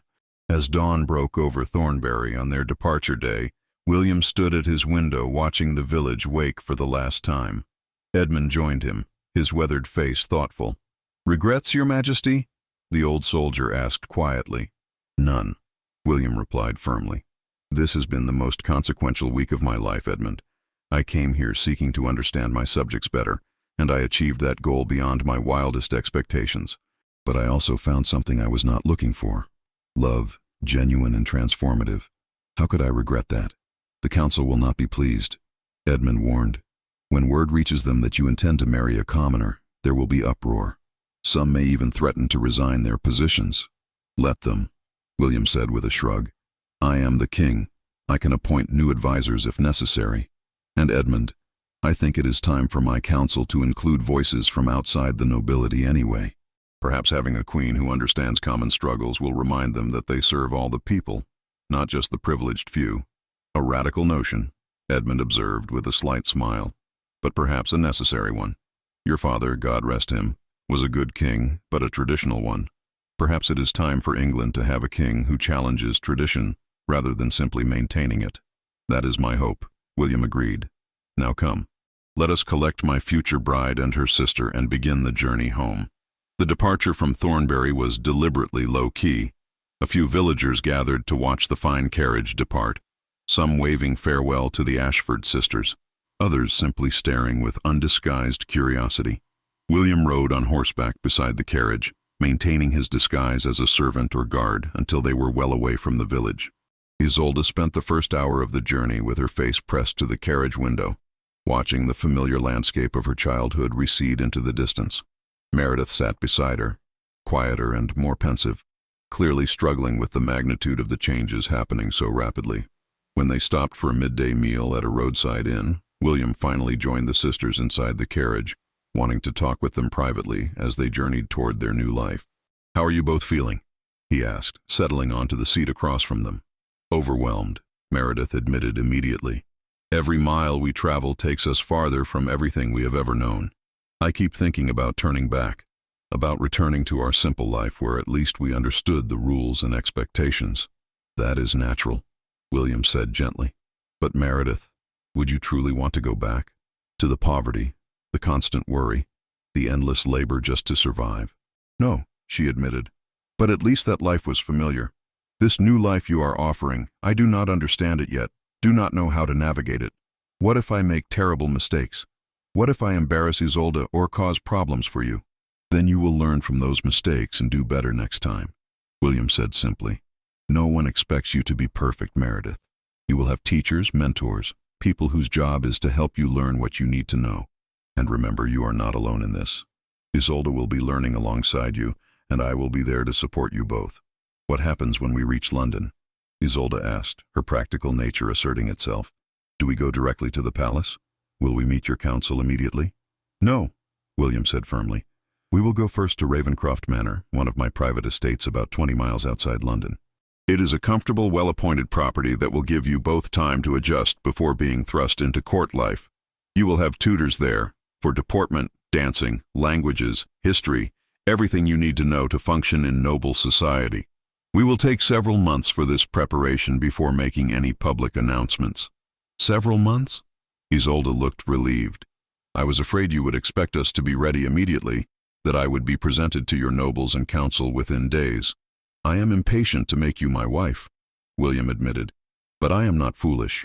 You need time to prepare, to gain confidence, to feel secure in your new role before facing the scrutiny of court. And frankly, I need time to prepare my advisors for what is coming. Some of them will need considerable convincing that this is the right path forward." "How will you convince them?" Meredith asked curiously. "What arguments will you use to justify a king marrying a peasant?" William smiled slightly. "I will remind them that kingship is not just about bloodlines and political alliances. It is about leadership, wisdom, compassion, and understanding of one's subjects. Isolde possesses all of these qualities. She has lived the life that most of our subjects live, understands their struggles and hopes in ways no sheltered noblewoman ever could. Having her as queen will make me a better king because she will keep me grounded in the reality of people's lives rather than the abstractions of policy." "That is a beautiful speech," Isolde said softly. "But will it actually work? Will your nobles accept such reasoning?" "Some will not," William said honestly. "But ultimately the decision is mine to make. I am the king. They advise me, but they do not control me." "And Isolde, I want you to understand something crucial. You are not a political liability I am choosing to accept despite the problems you might cause. You are an asset, someone who will make my reign stronger and more effective. Never doubt your own worth." The carriage continued its journey through the English countryside, and as the miles passed, William could see both sisters beginning to relax slightly, their initial terror giving way to cautious excitement. They asked endless questions about court life, about what would be expected of them, about the people they would meet. William answered patiently, painting as honest a picture as he could of the world they were entering, both its pleasures and its pitfalls. As evening approached on the second day of travel, Ravenscroft Manor came into view. It was a beautiful estate, smaller than the royal palaces but still impressive with its stone construction, manicured gardens, and surrounding parkland. The sisters stared in awe as the carriage rolled up the long drive, clearly overwhelmed by the sheer grandeur of what would be their new home, at least temporarily. "This is where we will be living," Meredith breathed, her eyes wide. "It is like something from a story, not real life." "It is very real," William assured her with a smile, "and it is all yours to explore and enjoy. Come, let me show you around." The staff at Ravenscroft had been carefully selected and briefed. They knew their new mistress was of common birth, and that discretion was paramount. They greeted Isolde and Meredith with perfect courtesy, showing no surprise or disdain at their humble clothing or uncertain manners. The housekeeper, Mrs. Fairchild, was particularly kind, a middle-aged woman with a warm smile who immediately took the sisters under her wing. "We have prepared the finest guest chambers for you," Mrs. Fairchild said, leading them up a grand staircase. "Hot baths are being drawn as we speak, and we have laid out some temporary clothing until proper wardrobes can be arranged. Dinner will be served in 2 hours in the small dining room. His Majesty thought you might prefer a more intimate setting for your first evening rather than the formal dining hall." Isolde caught William's eye and mouthed, "His Majesty," her eyebrows raised in amused surprise. It was still strange for her to think of William, the man who had held her and kissed her and promised her a future as the King of England. The disconnect between the two identities would take time to reconcile. The chambers they were shown to were beyond anything either sister had ever imagined. Spacious rooms with high ceilings, massive four-poster beds with rich velvet hangings, windows that looked out over manicured gardens, furniture that looked more like art than functional objects. The bathing rooms attached to each chamber featured large copper tubs already being filled with steaming water, scented with oils and herbs. "I feel like I am dreaming," Isolde said softly as Mrs. Fairchild left them to settle in. "This cannot be real. Tomorrow, I will wake up in our cottage in Thornbury, and this will all have been some beautiful fantasy. If it is a dream, then we are both having the same one," Meredith replied, running her hand over the smooth silk of the bed coverings. "Isolde, are you certain about this? About marrying William and becoming queen? Once you commit to this path, there is no going back. Your life will never be simple or private again." "I am certain," Isolde said without hesitation. "Yes, it is frightening. Yes, there will be challenges and complications. But I love him, Meredith. I love him more than I knew it was possible to love anyone. And he loves me, not despite who I am, but because of who I am. How could I walk away from that?" "Then I will support you in every way I can," Meredith promised. "We will face this new world together, just as we faced every hardship in the old one. The Ashford sisters against whatever comes." They embraced, drawing strength from each other as they always had, then separated to take their luxurious baths and prepare for dinner. The clothing laid out for them was simple but elegant, well-made gowns in soft fabrics, nothing too elaborate or intimidating for their first evening. When Isolde emerged from her chamber dressed in a gown of deep blue that somehow made her amber eyes even more striking, she found William waiting in the corridor. "You look beautiful," he said, his voice filled with genuine admiration. "Though I confess I preferred the simple green dress you wore when we first met. There was something honest and unpretentious about it." "I loved that dress," Isolde said with a sad smile. "It was the best thing I owned. But I gave it to the widow Marsh. She has daughters who could use it more than I can now. Everything from my old life has been distributed or left behind.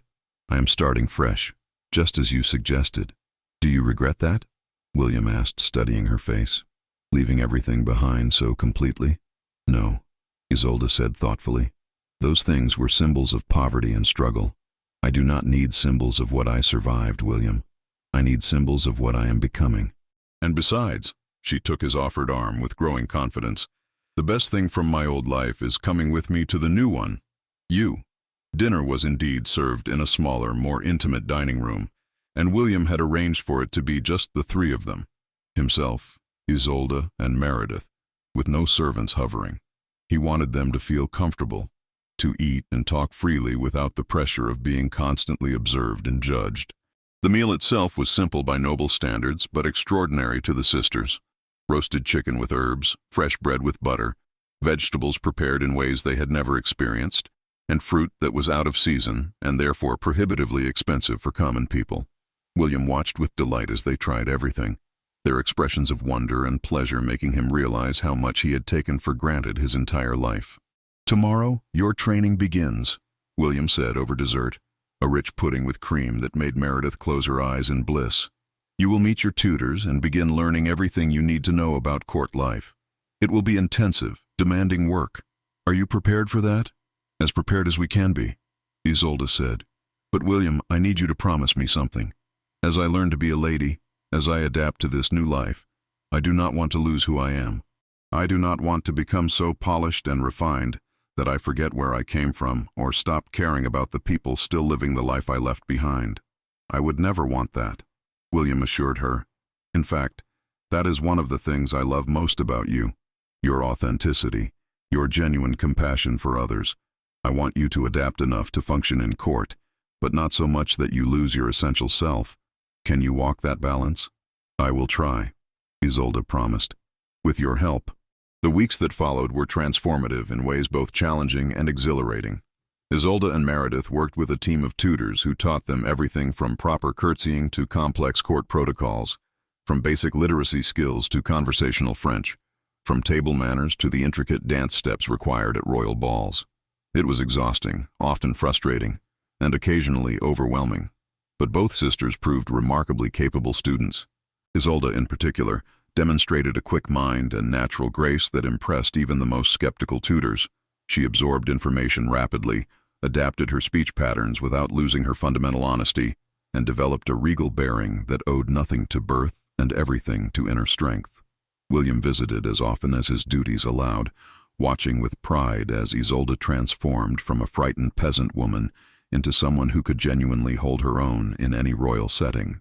But he was careful to ensure she never felt pressured to be someone she was not, always encouraging her to maintain her connection to her roots even as she learned to navigate her new world. 3 months after their arrival at Ravenscroft, William gathered his closest advisors for a private meeting at the manor.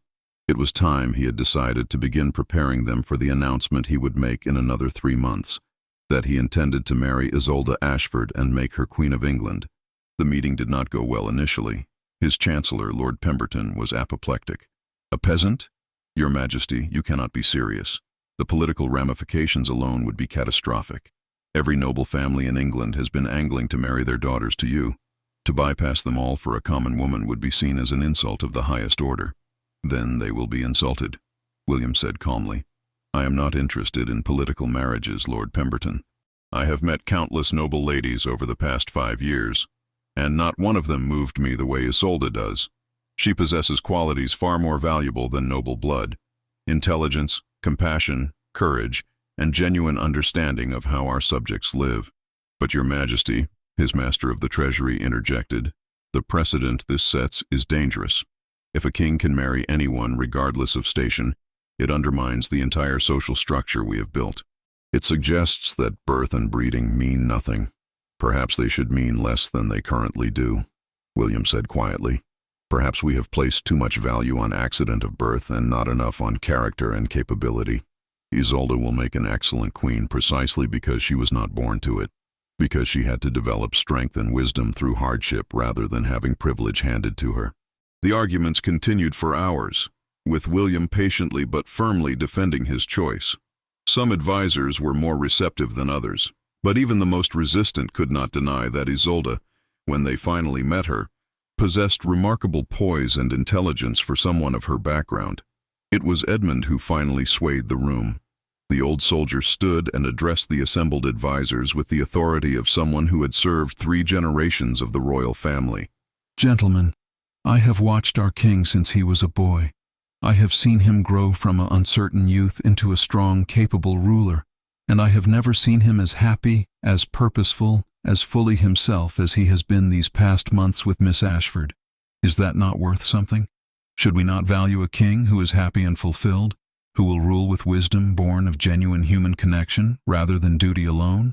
"I have met many queens in my lifetime, and I can say with confidence that Isolde Ashford will be among the finest, not despite her common birth, but because of it." Slowly, reluctantly, the advisors began to soften their opposition. Not all were convinced, but enough were willing to support William's decision that he knew he could move forward with his plans. 6 months after leaving Thornbury, on a beautiful spring morning, William and Isolde were married in the private chapel at Ravenscroft Manor. It was a small ceremony, attended only by Meredith, Edmund, and a handful of William's most trusted advisors. The public announcement would come later, carefully orchestrated to minimize scandal and maximize acceptance. Isolde wore a gown of ivory silk that had been made especially for her, simple in design, but exquisite in execution. Her chestnut hair was dressed with flowers, and her amber eyes shone with tears of joy as she spoke her vows. William had never seen anything more beautiful in his life. I, Isolde Ashford, take you, William Aldrich Thornwood, to be my husband, she said, her voice steady despite her emotion.